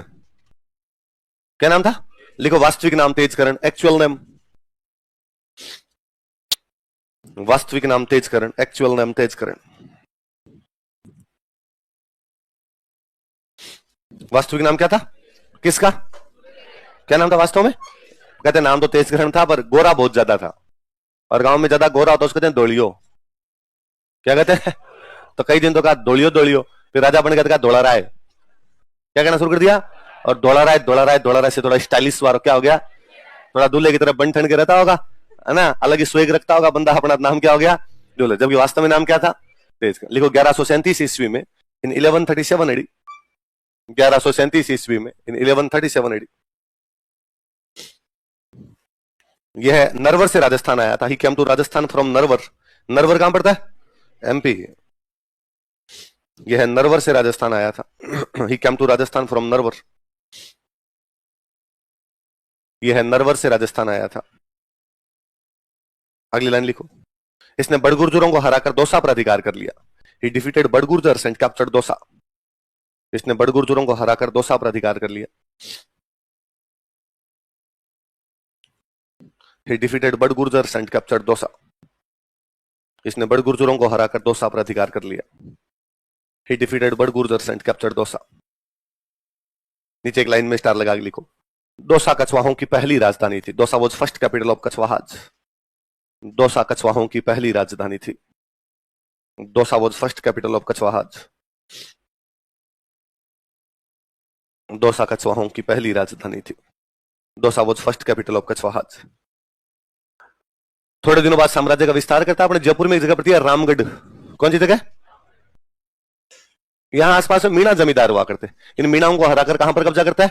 रामगढ़ पे कब्जा करता है। तो रामगढ़ इनकी कौन सी राजधानी होगी? दूसरी। और रामगढ़ में अपनी कुलदेवी का मंदिर बनवाता है। कुलदेवी का नाम है जमुआई माता। कौन सी माता है? तो जमुआई माता का मंदिर कहां पे बनवाया? फिर लोगों ने कहा भाई कौन सा रामगढ़ का? जमुआई माता वाला रामगढ़। तो जमुआई वाला रामगढ़, जमुआई का रामगढ़, जमुआई का रामगढ़, जमुआई रामगढ़, जमुआई रामगढ़, जमुआ रामगढ़। अब गांव का नाम ही क्या है? तो इसका नाम जमुआ रामगढ़ इसलिए पड़ा क्योंकि यहाँ कौन सी माता जी का मंदिर है। पहले इसका नाम केवल क्या था? राम। लिख लो। इसने मीणाओं को हराकर रामगढ़ पर अधिकार कर लिया। He defeated Meenas and captured Ramgarh. इसने मीणाओं को हराकर रामगढ़ पर अधिकार कर लिया। He defeated Meenas and captured Ramgarh. इसने मीणाओं को हराकर रामगढ़ पर अधिकार कर लिया। He defeated Meenas and captured Ramgarh. Line change करके लिखो। रामगढ़ कछवाहों की दूसरी राजधानी थी। Ramgarh was second capital of Kachhwahas. Ramgarh कछवाहों की दूसरी राजधानी थी। Ramgarh was second capital of कछवाहाज।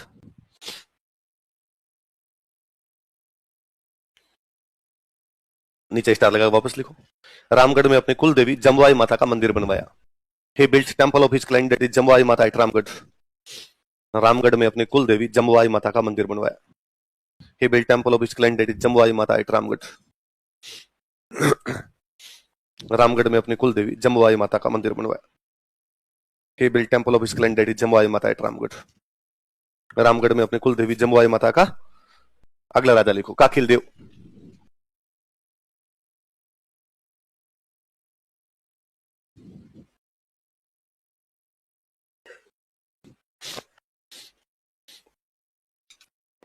कौन बंदा है बताओ देखे।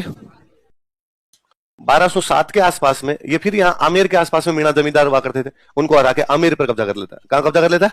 और आमेर इनकी कौन सी राजधानी होगी? तीसरी। और यहां पर एक महादेव जी का मंदिर बनवाया तो नाम है अंबिकेश्वर। क्या नाम है? आमेर में महादेव जी, इसलिए नाम क्या हो गया उनका? अंबिकेश्वर। स्वर पीछे लगता है वो सारे मंदिर किसके? लिखो 1207 ईस्वी में इन 1207 एडी। 1207 ईस्वी में इन 1207 एडी इसने मीणाओं को हराकर आमेर पर अधिकार कर लिया। He defeated Meena and captured Amer. इसने मीणाओं को हराकर आमेर पर अधिकार कर लिया।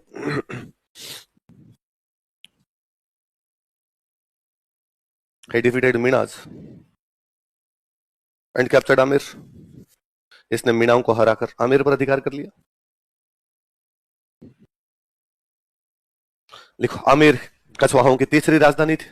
Amer was third capital of Kachhwahas. Amer मीणाओं की तीसरी राजधानी थी। आमेर क्या लिख दिया? तीसरी तो बोले। अच्छा, आमेर कछवाहों की तीसरी राजधानी थी। Amer was third capital of Kachhwahas. Line change कर लिखो। यहां पर अंबिकेश्वर मंदिर का निर्माण करवाया था। ही बिल्ट अंबिकेश्वर टेम्पल हियर। यहां पर अंबिकेश्वर मंदिर का निर्माण करवाया था। ही बिल्ट अंबिकेश्वर टेम्पल हियर। कौन सा मंदिर बनवाया था? अंबिकेश्वर। किसने? काखिल। अगला लिख लो राजदेव।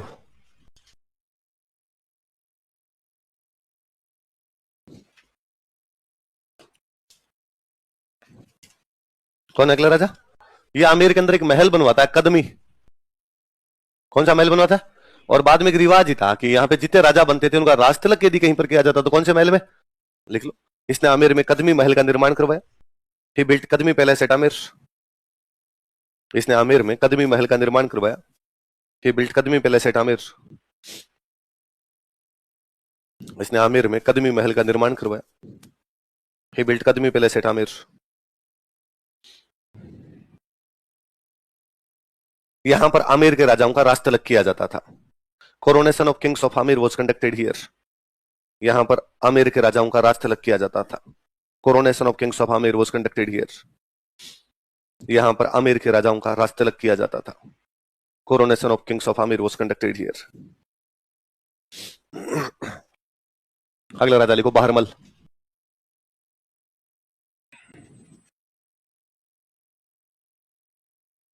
अगला राजा कौन है? अभी तक है ना आमेर वालों की स्थिति ज्यादा अच्छी थी नहीं। आमेर वाले मेवाड़ वालों के सामंत थे। किसके सामंत थे? तो हम पढ़ते हैं आमेर का पृथ्वीराज उधर मेवाड़ की तरफ से लड़ने के लिए भी गया था, तो उनके सामंत के रूप में काम करते। अब इनकी राजधानी आमेर, मेवाड़ वालों की राजधानी उदयपुर या चित्तौड़गढ़ दूर पड़ते हैं खूब। इधर बहरमल जब राजा बना तो बहरमल को इसके भाई भतीजे तंग कर रहे, इसको हटाने का प्रयास कर रहे। तो बहरमल को लगा यार कोई बड़ा आदमी अपना साथ नहीं देगा तब तक अपने यहां पर पार नहीं पड़ेगी। बड़ा आदमी कौन है? मेवाड़ के राणा जी। पर मेवाड़ के राणा जी दूर है, वो जब तक आएंगे तब तक तो भाई भतीजे हटा जाएंगे। तो चलेगा यार पास में कोई यदि बड़ा आदमी मिल जाए ना तो थोड़ा ठीक रहे। नया नया अकबर मुगल बादशाह बना था। मुगल बादशाह कौन बना? राजधानी आगरा। राजधानी क्या है? जयपुर के नजदीक ही है। उदयपुर दूर है, आगरा पास। तो इसलिए अगर आगरा से भी हेल्प मिल जाए अपने तो ठीक रहे। तो इसने कहा अकबर से मुलाकात कैसे हो? तो इसने अकबर से मुलाकात करने के लिए अपने एक हरियाणा में जगह पड़ती है नारनौल। नारनौल के अंदर एक बंदा था, मुगलों का एक बंदा था, मुगलों का एक गवर्नर था और उसका नाम था अनिल कपूर। मजनू भाई क्या नाम था? और इसने मजनू भाई तो नाम, वेलकम वेलकम। अनिल कपूर का नाम क्या है? मजनू भाई। पेंटिंग पेंटिंग तो वो बनाता है उदय भाई। पेंटिंग कौन बनाता है? उदय भाई।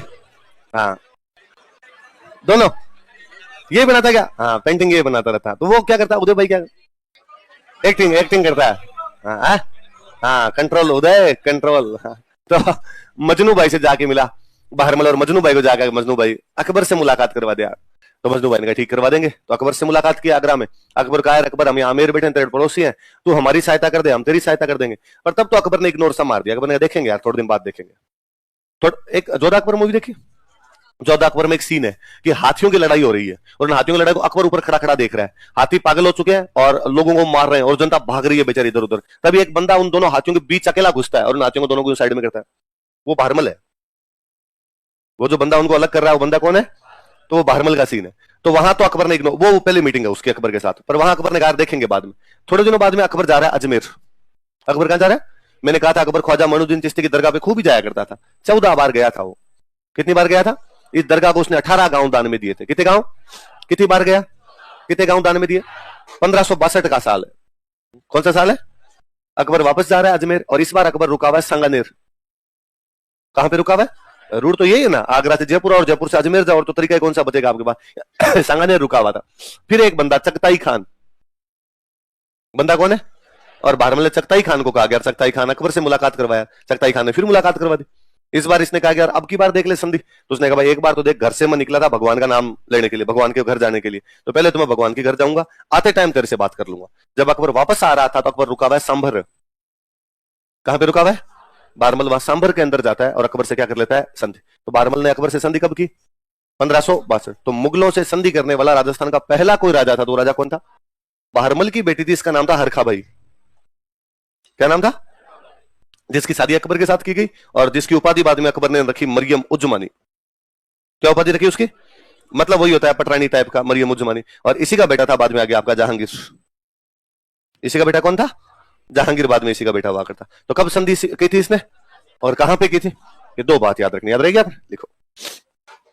मजनू खान तथा चगताई खान की सहायता से, with help of Majnu Khan and Chagatai Khan. Majnu Khan तथा चगताई खान की सहायता से, with help of Majnu Khan and Chagatai Khan. Majnu Khan तथा चगताई खान की सहायता से, with help of Majnu Khan and Chagatai Khan. Akbar से मुलाकात करता है, ही मेट अकबर। अकबर से मुलाकात करता है, he met Akbar.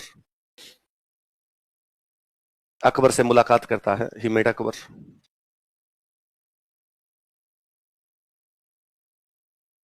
Line change करके लिखो। काम की बात, ये स्टार लगा के लिखना ना। 1562 ईस्वी में इन 1562 एडी, 1562 ईस्वी में इन 1562 एडी यह अकबर की अधीनता स्वीकार कर लेता है। He accepted supremacy of Akbar. यह अकबर की अधीनता स्वीकार कर लेता है। He accepted supremacy of Akbar.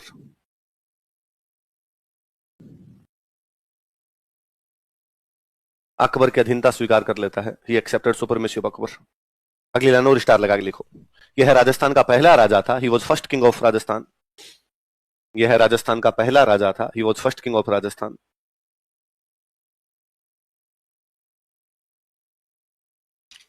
जिसने मुगल अधीनता स्वीकार की थी। Who accepted Mughal supremacy.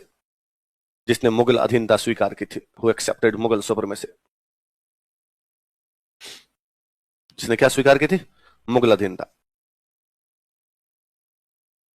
Line change कर लिखो। सांभर में एट सांभर। सांभर जयपुर में पड़ता है ना, डिस्ट्रिक्ट जयपुर ही लगता है। सांभर में एट सांभर अपनी राजकुमारी हरखाबाई का विवाह अकबर से किया। He married his princess Harkhabai to Akbar. अपनी राजकुमारी हरखाबाई का विवाह अकबर से किया। He married his princess Harkhabai to Akbar. अपनी राजकुमारी हरखाबाई का विवाह अकबर से किया। He married his princess Harkhabai to Akbar.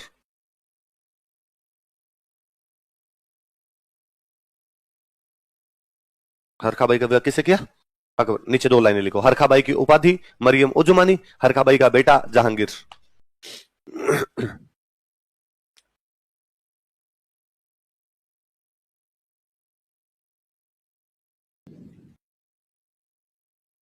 उपाधि। उपाधि क्या उसकी? मरियम उजमानी। और हरखाबाई का बेटा कौन है? जहां।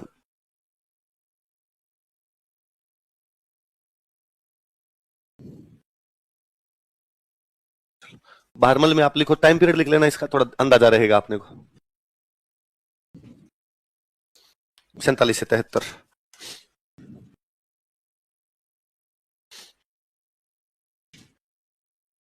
बारमल के बेटा नहीं था भाई। बारमल के बेटा नहीं था तो यहाँ राजा महाराजों में होता कि बेटा नहीं है तो गोद लेके बना देते, या किसी दूसरे राजकुमार को लाके उसको क्या बना दिया करते? राजा। अगला राजा घोषित कर देते। तो अगला राजा इसको घोषित किया गया, उसका नाम है भगवंत दास। क्या नाम है?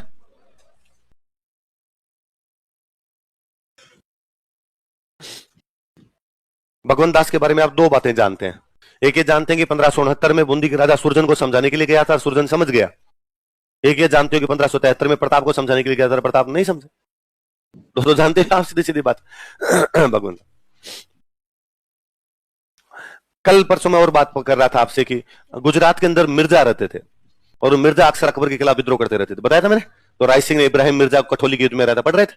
गुजरात में एक जगह पड़ती है सरनाल। कौन सी जगह? वहां पे इन मिर्जाओं ने विद्रोह कर दिया। उस मिर्जा विद्रोह को दबाने के लिए जिस बंदे को भेजा गया वो बंदा कौन है? भगवंत दास। उस विद्रोह को बहुत ढंग से दबा देता है। दबा देता तो अकबर राजी होता है और अकबर इसको सम्मानित करता है। अकबर इसको एक नगाड़ा देता है और एक झंडा देता है। क्या क्या देता है? मैं समझाऊंगा अभी, आप तो लिखो एक बार। इसने सरनाल में मिर्जा विद्रोह को दबाया। सरनाल गुजरात में। ही suppressed Mirza revolt in Sarnal. जिसने सरनाल में मिर्जा विद्रोह को दबाया। ही suppressed Mirza revolt in Sarnal.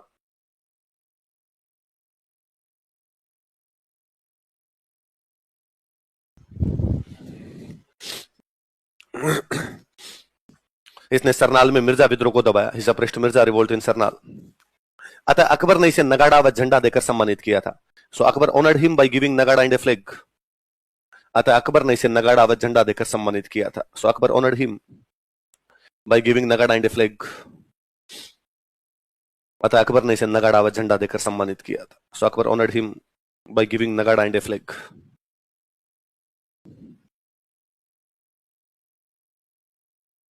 Akbar ने इसे क्या देकर सम्मानित किया था? नगाड़ा और झंडा देकर सम्मानित। देखो इसका मतलब क्या है। इस नॉर्मल मैं दूसरी इस टॉपिक से छोड़ के दूसरी बात बताता हूँ। आपका आरएस में सिलेक्शन हो, है ना, आरएस का रिजल्ट है, उस दिन आप थे जयपुर और पता चला आपकी रैंक आ गई 5वीं। कौन सी रैंक आ गई? अगले दिन घर वालों, गांव वालों ने कहा अगला भाई आ, गांव तो आ, तेरी 5वीं रैंक आई है। आप गए गांव में, गांव वालों ने किया आपका स्वागत।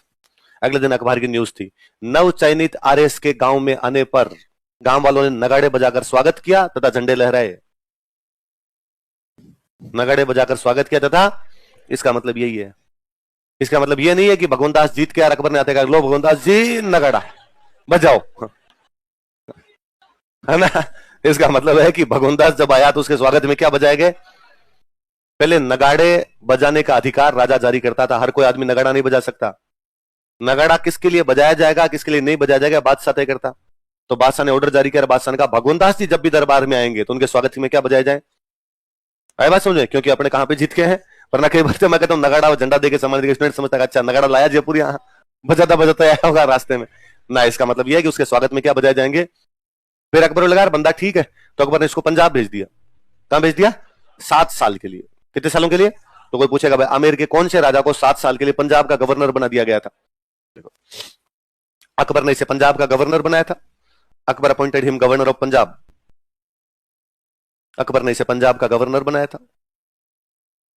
Akbar appointed him governor of Punjab.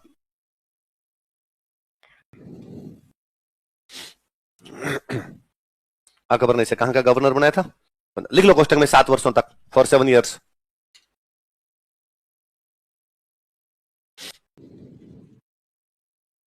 फिर इसकी एक राजकुमारी थी, उसका नाम था मानबाई। क्या नाम था? और इसकी शादी की गई जहांगीर से। किसे की गई? और इसकी उपाधि थी एक शाही बेगम। क्या उपाधि देगी इसको? ये नाम से देख लो, बेगमों की शाह, पटरानी टाइप का। और इसका बेटा था आपका खुसरो। इसका बेटा कौन था? वो मानी बाई है। वो कौन थी? वो चैप्टर खत्म हो गया। वो चैप्टर अब नया है। चाय मंगाऊं? मंगाए? मैं साथ डिग रहा हूं किसी का आप में से, मतलब सुबह सुबह आ जाते हो आप, कोई होश नहीं होता है आपको, है ना। मास्टर पढ़ा रहा है तो वाह ठीक है, तू पढ़ा रहा है, तू कह रहा है वैसा ऐसा मान लेते हैं। लिखो। आपने राजकुमारी मानबाई का विवाह जहांगीर से किया। He married his princess Manbai to Jahangir. अपनी राजकुमारी मानबाई का विवाह जहांगीर से किया।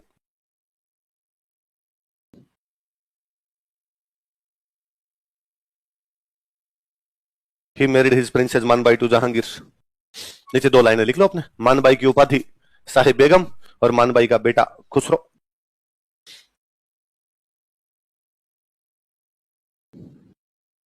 टाइटल ऑफ मानबाई और सन ऑफ मानबाई।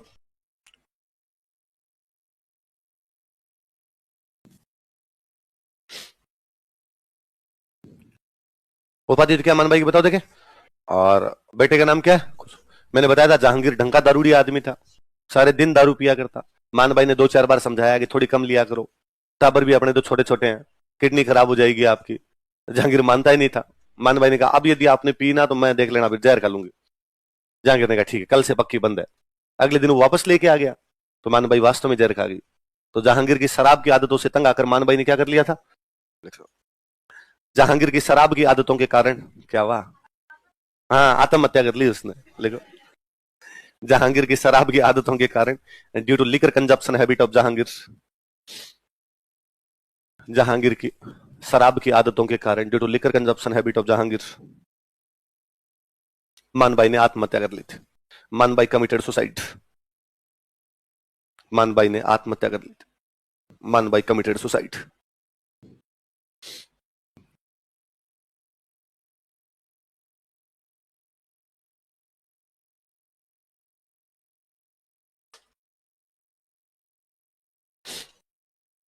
अगला राजा लिख लो।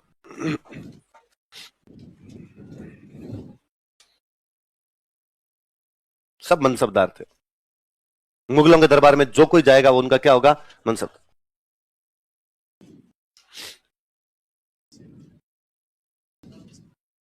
तो फिर याद ही नहीं रखता, इसका मतलब मैंने क्या बताया? मुगलों के दरबार में जो भी राजा जाते, मुगल उनको एक पोस्ट देते, उसको तो बोलते मनसबदार। और जो भी राजा जाएगा उसको सेना लेके जाना पड़ेगा। अपन नहीं पढ़ते मेवाड़ का राणा जाएगा, राणा नहीं जाएगा उसकी जगह युवराज जाएगा, कितने घोड़े लेके जाएगा। तो भाई मैंने ये तो बताया भाई संधि का मतलब ही होता था कि तुम हमारी तरफ से लड़ो हम तुम्हारी तरफ से लड़ेंगे। पर मुगलों से किसी की संधि होगी तो उससे तो कोई लड़ता ही नहीं था। भाई जयपुर की मुगलों के साथ संधि है तो अब जयपुर के साथ कोई लड़ेगा उसको तो पता नहीं मुगल आ जाएंगे इसकी साइड से, तो इधर से कोई लड़ेगा नहीं। और मुगलों को करना साम्राज्य विस्तार, उनको बंगाल पे कब्जा करना, काबुल पे कब्जा करना, साउथ इंडिया पे कब्जा करना, तो उनकी तरफ से लड़ने कौन जाएंगे? ये मनसब था। कब राजा बना मानसिंह बताओ थे? 1509 बनते ही अकबर ने इसको 5,000 का मनसबदार बनाया। कितना मनसबदार बनाया? लिखो। राष्ट्रलक के समय at the time of coronation, राष्ट्रलक के समय at the time of coronation, रास्ते लग के समय at the time of coronation. Akbar ने इसे 5,000 का मनसबदार बनाया था। Akbar appointed him mansabdar of 5,000। Akbar ने इसे 5,000 का मनसबदार बनाया था। Akbar appointed him mansabdar of 5,000। Akbar ने इसे 5,000 का मनसबदार बनाया था। कितने का मनसबदार बनाया? अब भाई 1605 में अकबर मरने वाला है। कब मरने वाला अकबर? मैं कल ही आपको बातें बता रहा था कि अकबर ने मरने से पहले कहा था भाई जहांगीर को राजा नहीं बनाना, राजा बनाना है खुसरो को। किसको बनाना है?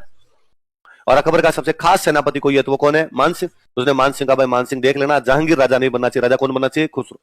पर मैंने कहा था कि लास्ट 2 दिन में जहांगीर बाजी पलट गया और जहांगीर अकबर के पैर पड़ पुड़ा के क्या घोषित करवा लेता है खुद को बादशाह। तो अकबर ने जब जहांगीर को बादशाह घोषित किया तो उसने मान सिंह को बुलाया, मान सिंह को बुलाकर भाई प्लान कैंसिल, अब मेरे मरने के बाद खुसरो को नहीं बनाएगा, किसको बनाएगा? तो मान सिंह ने ये क्या तरीका है, हम खुसरो के रास्ते लगी पूरी तैयारियां कर चुके हैं, अरे से तू कैसे मुंह कर सकता?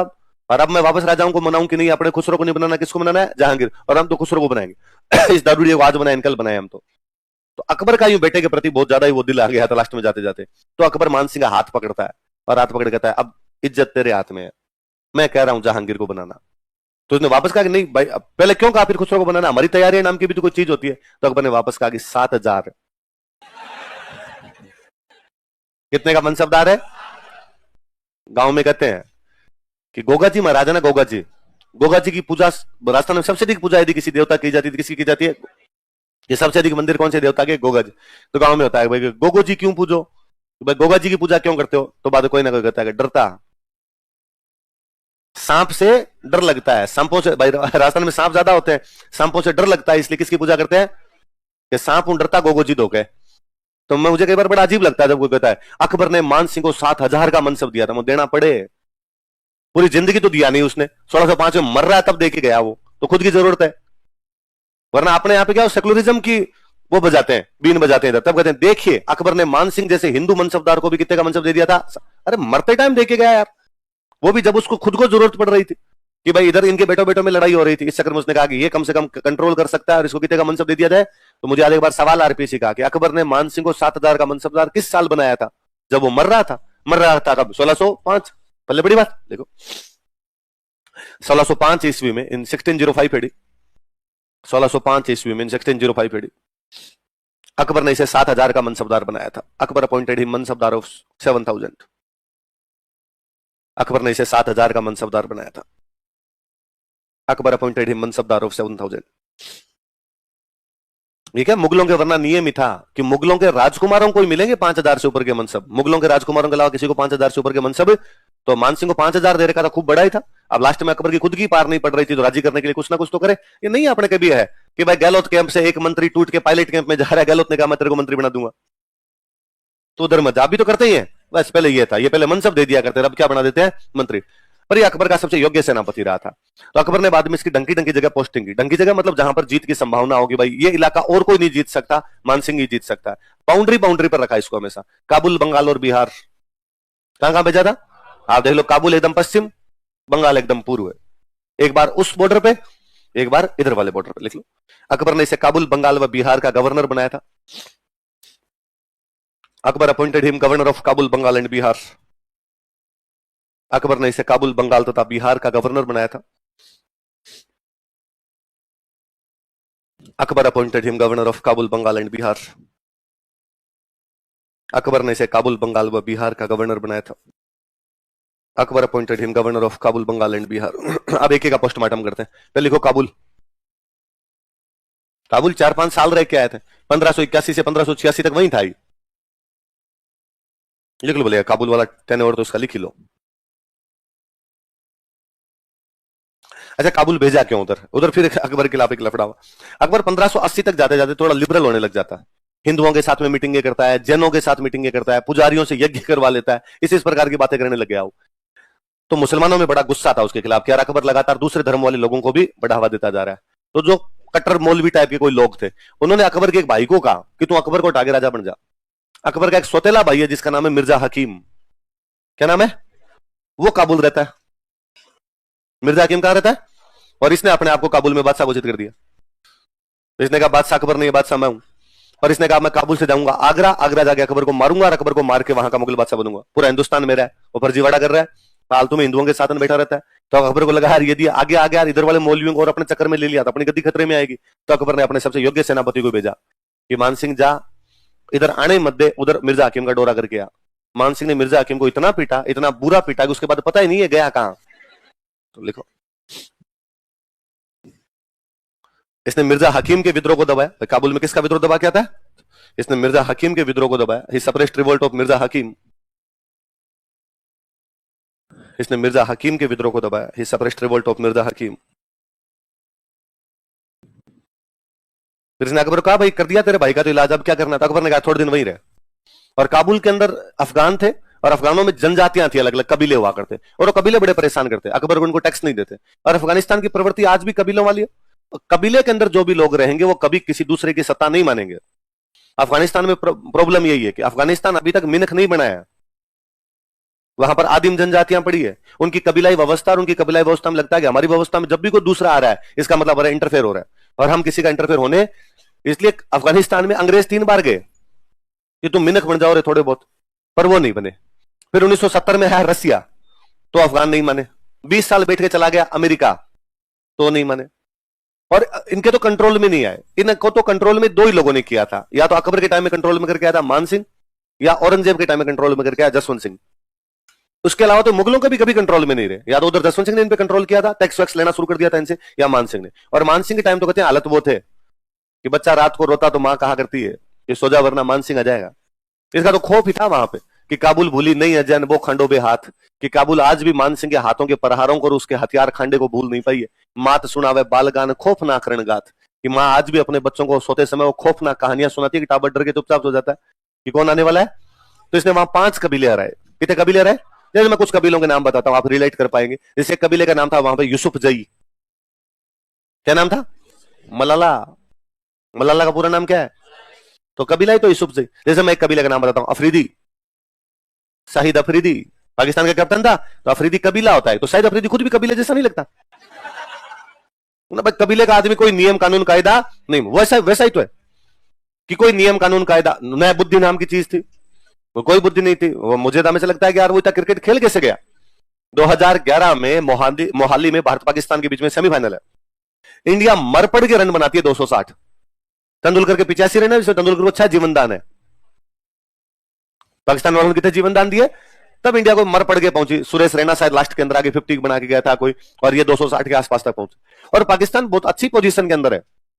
38 ओवरों में उनके शायद 180 रन के आसपास से बने हुए। अगले 12-13 ओवरों में उनको 70-80 रन चाहिए और आराम से बने जा सकते थे। उधर वो मिसबाह उल हक खड़ा था, और वो मिसबाह उल हक जाइंट किलर था कि वो कभी भी जाग सकता है और कभी भी जागने के बाद किसी को फोड़ सकता है, वैसा बैट्समैन था।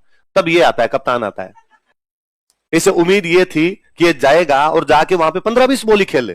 ये 15-20 बॉल खेलेगा तो 15-20 बॉल के अंदर 20-30 रन बनाएगा, और ये 20-30 बनाएगा, तब तक मिसबाह उधर से 20-30 बना देगा, रिते में स्कोर खत्म हो जाएगा। भाई पहली बॉल पे आउट होके गया। वर्ल्ड कप है तो है, सेमीफाइनल है तो है, मैं मेरे तुक्के मारूंगा, तुक्का लग गया तो ठीक है, नहीं लगा तो ठीक। वापस थोड़ा ऊंचा करके वापस जा रहा है। तो अफरीदी उस टाइप का बंदा था। अफगान सारे उस टाइप के से रहे हैं एकदम, कि जो किसी की दूसरे की सत्ता मानने के लिए तैयार नहीं है। भले उनको कोई किताब भी समझाना चाहे वो समझने के लिए तैयार। अमेरिका जैसा देश उनको समझा के चला गया, रहे मिनख बदल गए और ऐसे रहते हैं, पर उनके समझ में नहीं है। तो देख लो अभी भी हेलीकॉप्टर के लटकते हैं। अभी भी आप मिनख मानते हो? जिम में घुसे तो जिम में देख रहे हैं, अरे मजा आ गया, जोरदार जोरदार चीजें मिली हुई है यहाँ पे। पहले फतवे जारी करते हैं उधर बैठे बैठे, लड़कियां पढ़ के दिखाओ, पहले फतवा उनका, जाओ देखिए स्कूल। वरना अमेरिका था तब तक सभी था। इतने दिन ये क्रिकेट वाले मजे लेते हैं अफगानिस्तान वाले, अब वो खेलने देंगे अब क्रिकेट कैसे खेली जाती है कैसे नहीं खेली जाती है। तो वो अफगान किसी की सत्ता मानते ही नहीं थे। तो 5 कबीले थे। कितने कबीले थे? एक कबीला था करजई। क्या कबीला था? तो अफगानिस्तान का राष्ट्रपति है हामिद करजई। अभी और देखो, मतलब कबीलों में भी क्या है, इनके कबीले अपने कबीले की बात मानते, दूसरे की नहीं मानते। अभी अफगानिस्तान का जो राष्ट्रपति अमेरिका वाले टाइम था वो था आपका अशरफ गनी। बता ऐसे नाम था उसका कुछ, अशरफ गनी, अशरफ गनी ऐसा। अब वो बंदा जैसे ही कहा कि भाई अब अमेरिका यहां से जाएगा, बेचारा वो सबसे पहले भागा। हामिद करजई पूर्व राष्ट्रपति, वो नहीं भागा, वहीं बैठा है। तो भाई यदि नेताओं को मारते तो हामिद करजई क्यों नहीं भागा? क्योंकि हामिद करजई वाला कबीला ही भगा रहा है बाकियों को। तो हामिद करजई वाला कबीला हामिद करजई को तो भगाएगा नहीं। उसको बेचारा अशराफ को लगता था मेरे वाला कबीला तो लीड में है नहीं, मुझे मारेंगे, तो वो बेचारा सबसे पहले भाग गया यहां से। तो 5 कबीले हरा के आया, इसलिए आमिर के झंडे का रंग कर दिया पचरंगा। आमिर के झंडे का रंग कैसा किया? आज भी आप कभी आमिर जाओगे तो आमिर का जो झंडा लगा उसका रंग कैसा है? ये पचरंगा रंग क्यों उस झंडे का? क्योंकि काबुल में कितने कबीले आ रहे थे? इसने 5 कबीलों को हराया। He defeated 5 tribal groups. इसने 5 कबीलों को हराया। He defeated 5 tribal groups. इसने 5 कबीलों को हराया। He defeated 5 tribal groups. अतः आमिर के झंडे का रंग पचरंगा कर दिया गया। अतः आमिर के झंडे का रंग पचरंगा कर दिया गया। आमिर के झंडे का रंग पचरंगा कर दिया गया। सो आमिर्स फ्लैग वाज मेड पेंटाकलर। अतः आमिर के झंडे का रंग पचरंगा कर दिया गया। सो Aamir's flag was made पेंटाकलर। Aamir के झंडे का रंग कैसा कर दिया गया? अब सुनना एक बात, इससे सवाल निकलेंगे। पहले आमिर का झंडा हुआ करता सफेद। आमिर का झंडा कैसा था? सफेद। और इस सफेद झंडे के अंदर बनी होती है एक झाड़ी। क्या बनी होती थी? झाड़ी बनी होती थी। इसमें 6 टहनियां थी। कितनी टहनियां थी? कछवाहा भगवान राम के वंशज है। भगवान राम की राजधानी थी अयोध्या। अयोध्या का जो झंडा था वो झंडा था सफेद, और उस झंडे में क्या बनी होती थी? झाड़ी। तो पहले तो इनके झाड़ी वाला झंडा था। कौन सा झंडा था? लेकिन बाद में झाड़ी वाले झंडे को, सफेद झंडे को छोड़ के इन्होंने कैसा झंडा अपना लिया?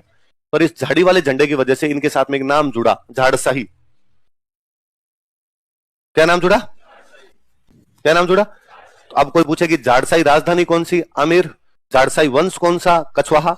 झाड़साई झंडा किसका? आमिर। झाड़साई जूतियां किसकी? आमिर। झाड़साई पगड़ियां कहां की? आमिर। झाड़साई सिक्के कहां के? आमिर। जहां जहां झाड़साई वहां वहां आमिर। कुछ भी झाड़साई नाम का देख लो, इसका मतलब ये चीज कहां की है? तो लिख लो झाड़साई बराबर आमिर, याद रहेगा हमेशा के लिए। और दिमाग में रहेगा ना झाड़साई क्यों कहते हैं इसको? क्योंकि पहले झंडे में क्या बनी होती थी इनके? झाड़ी। झाड़साई बराबर आमिर। तो पहले मुझे हमेशा किताबों में अपने पढ़ते तो लगता है यार, अच्छा यहाँ के सिक्कों को झाड़साई बोलते थे, यहाँ के झंडे को भी क्या बोलते थे? झाड़साई बोलते। यहाँ की जूतियों को, पगड़ियों को, इनको भी क्या बोलते? झाड़साई। ये राजस्थान दिवस पे दूरदर्शन वालों का एक कोई कार्यक्रम था। उसमें दूरदर्शन वालों ने मेरे को बुला रखा था हिस्ट्री पे बोलने के लिए, कल्चर पे बोलने के लिए। वहां पर आए हुए थे राजस्थान के एक बहुत फेमस डांसर है गुलाबो। गुलाबो है ना, तो गुलाबो वहां कल्चर पे बोलने के लिए बुलाए हुए थे, मेरे को बुलाया था हिस्ट्री में। तो पहले वो जो दूरदर्शन वाले बैठे थे तो वो हमसे यूं मतलब रिकॉर्डिंग से पहले जब बातचीत कर रहे थे तब उन्होंने पूछा भाई आप कौन सी भाषा के अंदर बोलना सही महसूस करेंगे तो हम उस भाषा में आपका इंटरव्यू कर ले लो यार, जिसमें भी ले लो। तो उन्होंने कहा यार हमारे कार्यक्रम का नाम है धोराणो देश। कार्यक्रम का नाम क्या है? तो यार यदि आप राजस्थानी बोल पाओ तो मैं यार मैं ज्यादा कंफर्ट फील करूंगा, क्योंकि हिंदी अंग्रेजी दोनों ही ढंग से आती नहीं है अपने को। तो राजस्थानी बुलाओगे तो मैं तो ठीक बोल लूंगा।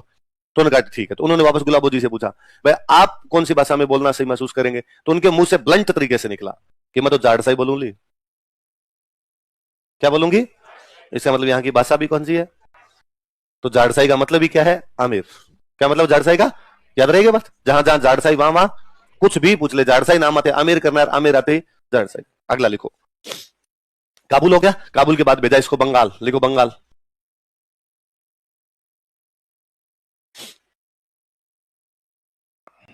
काबुल के बाद कहां भेज दिया? बंगाल में ढाका का एक राजा हुआ करता केदार। ढाका में कौन राजा था? इस केदार को हराया, वहां से एक माता जी की मूर्ति लेके आया, शिला माता। किसकी मूर्ति लेके आया? और आपके आमेर के महल के अंदर यहां पर लगवाया। और शिला माता बाद में आमेर के कछवाहों की कैसी देवी है? लिखो। ढाका के राजा केदार को हराया। He defeated Dhaka's king Kedar. Dhaka के राजा केदार को हराया। He defeated ढाका's king Kedar. Dhaka के राजा केदार को हराया। He defeated ढाका's king Kedar. तथा वहां से शिला माता की मूर्ति लेकर आया। And brought idol of Shila Mata from there. तथा वहां से शिला माता की मूर्ति लेकर आया। And brought idol of Shila Mata from there. तथा वहां से शिला माता की मूर्ति लेकर आया। And brought idol of Shila Mata from there. तथा इसे आमेर में स्थापित करवाया। तथा इसे आमेर में स्थापित करवाया। And placed it at Aamir. And placed it at Aamir. तथा इसे आमेर में स्थापित करवाया। And placed it at Aamir. Line change करी लिखो। शिला माता आमेर के कछवाहा वंश की इष्ट देवी है। Shila Mata is tutelary deity of Kachhwaha dynasty of Amer. Shila Mata Amer के कछवाहा वंश की इष्ट देवी है। Shila Mata is tutelary deity of Kachhwaha dynasty of Amer. Amer के कछवाहा वंश की इष्ट देवी है। कौन सी माता जी? शिला माता। कौन से वंश की? आगे लिख लो बिहार। बिहार में इसने कई राजाओं को हराया। एक राजा था पूर्णमल। कौन राजा था? उसकी रियासत लगती बिहार में गिद्धौर। कौन सी रियासत थी? एक राजा था अनंत चेरू। क्या नाम है? यह था गया का राजा। कहां का राजा था? एक राजा वहां पे रामचंद्र देव। कौन राजा है? ये इसकी रियासत थी खुर्दा। कौन सी रियासत है? खुर्दा। अब तो उड़ीसा के अंदर आने लग गया, पर पहले उड़ीसा बिहार एक ही हुआ करते। तब ये किस टेरिटरी माना जाता था? बिहार। तो गिद्धौर के कौन से राजा को रहा? गया के कौन से राजा को? खुर्दा के कौन से राजा को? लिखो, बिहार लिख लिया, हेडिंग डालो बिहार लिखो। इसने कई राजाओं को हराया। He defeated some kings. इसने कई राजाओं को हराया। He defeated some kings. जैसे, और दोनों तीनों के नाम उतार लो अपने, तो सीधे सीधे से बोर्ड पे लिखे हैं वैसे।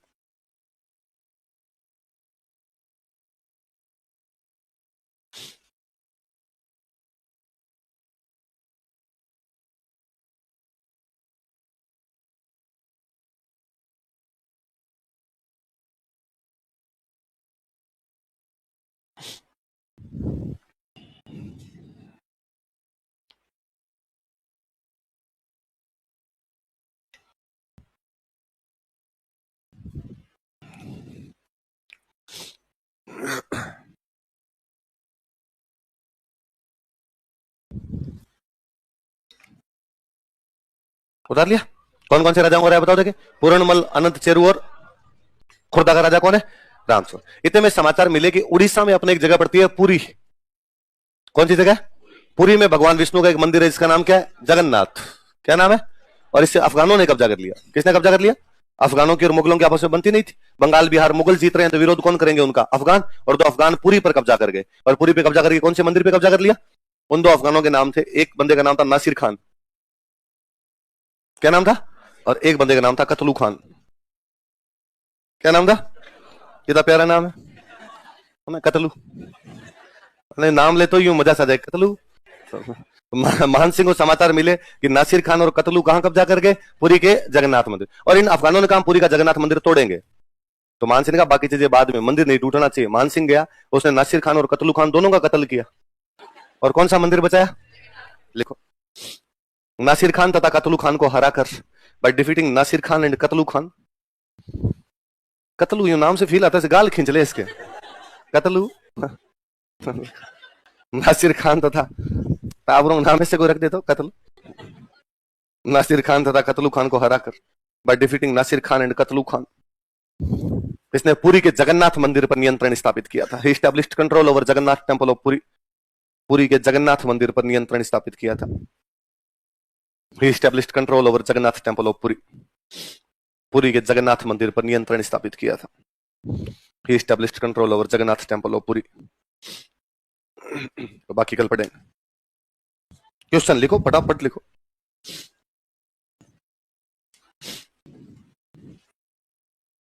लास्ट क्वेश्चन क्या दिया था? लिखो, हमीर का एक शासक के रूप में मूल्यांकन कीजिए। हमीर रणथंभौर वाला ना। हमीर का एक शासक के रूप में मूल्यांकन कीजिए। Evaluate Hammir as a ruler. Evaluate Hammir as a ruler. Hammir का एक शासक के रूप में मूल्यांकन कीजिए। Evaluate Hammir as a ruler. 100 शब्दों में। कितने शब्दों में लिखना है?